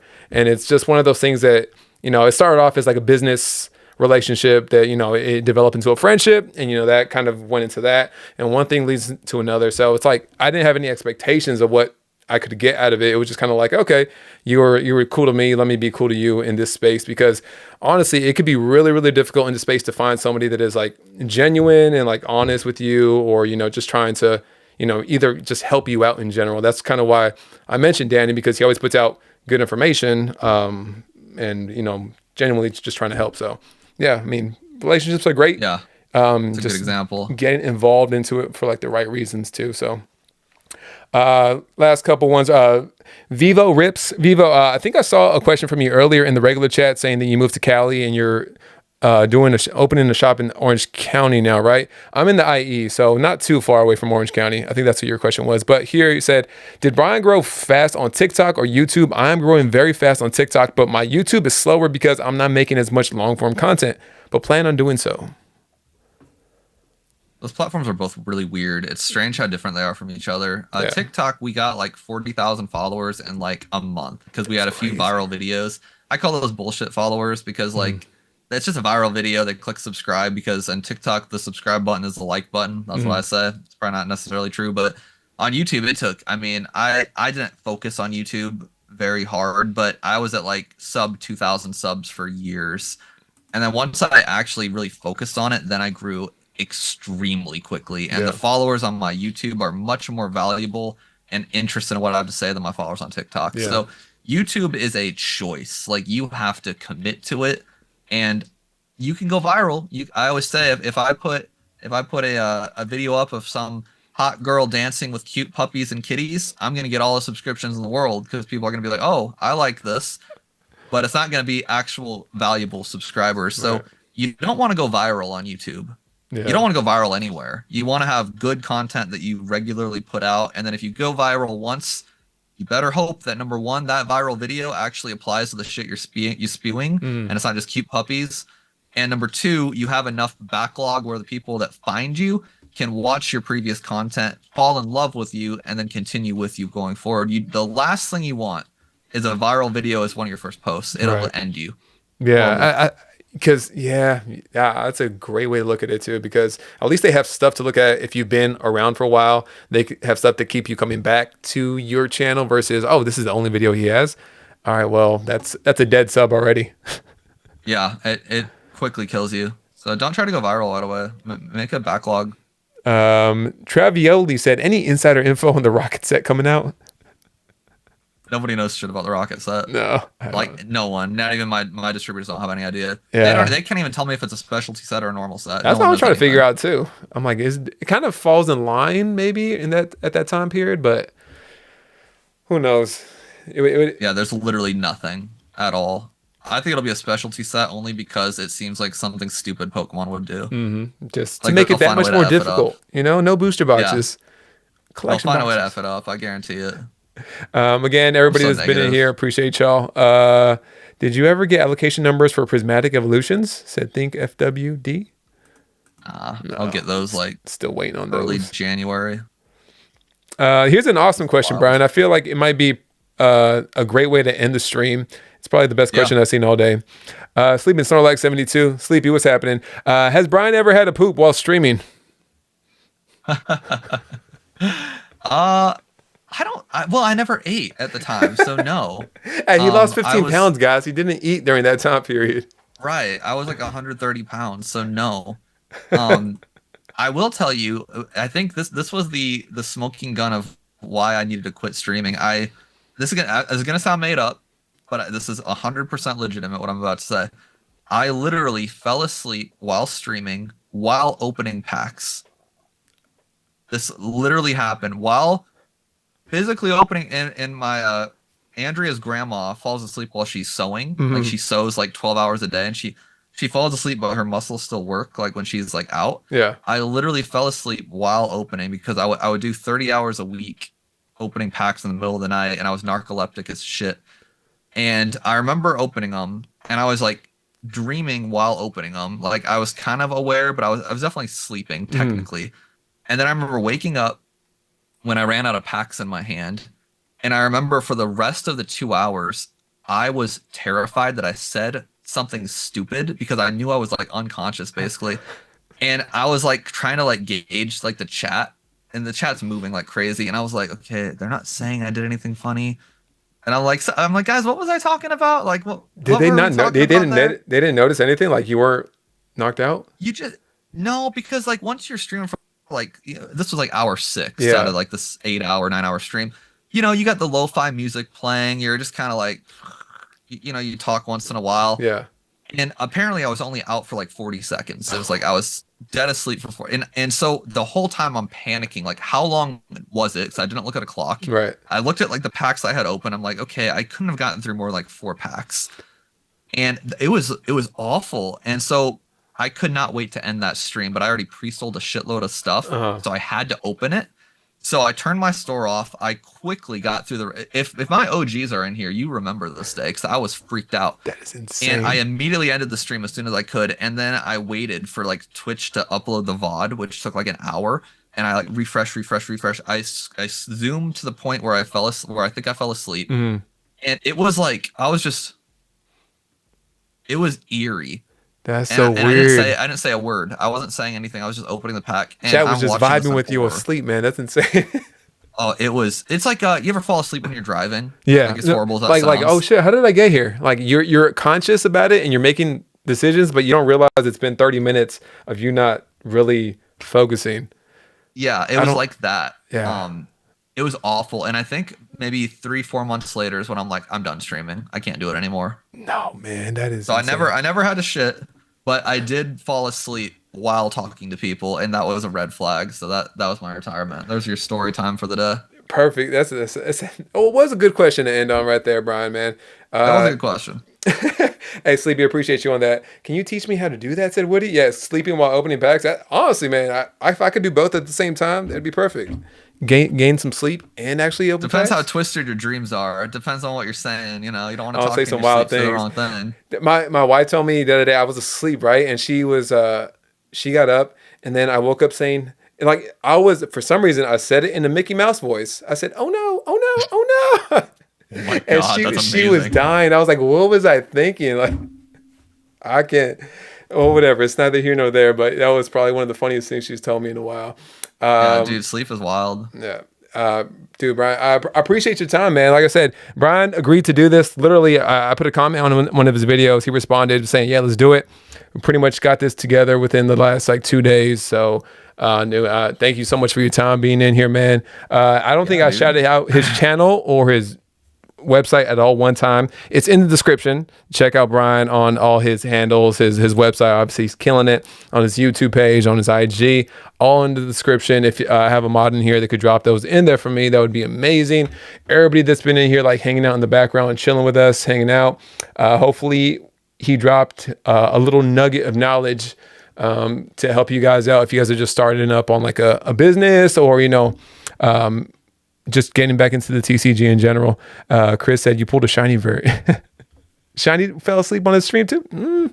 Oh my god, I need to talk to him. Chris, and Shiny Vert had a really good time in Atlanta. So I bet he did. He has a new boo, so I bet he had an amazing time. Oh, okay. Zard Lurking said, let's pump out the Pokemon hair product next year, Brian. I'll buy the first bottle, said Zard Lurkin. I'm thinking like Q3 2025 is the goal. You just put your face right there.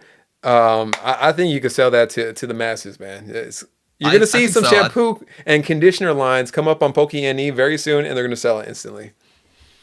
It's a cool project, actually. Like I think people are That's insane really that you're actually working on something on the back end like that, though.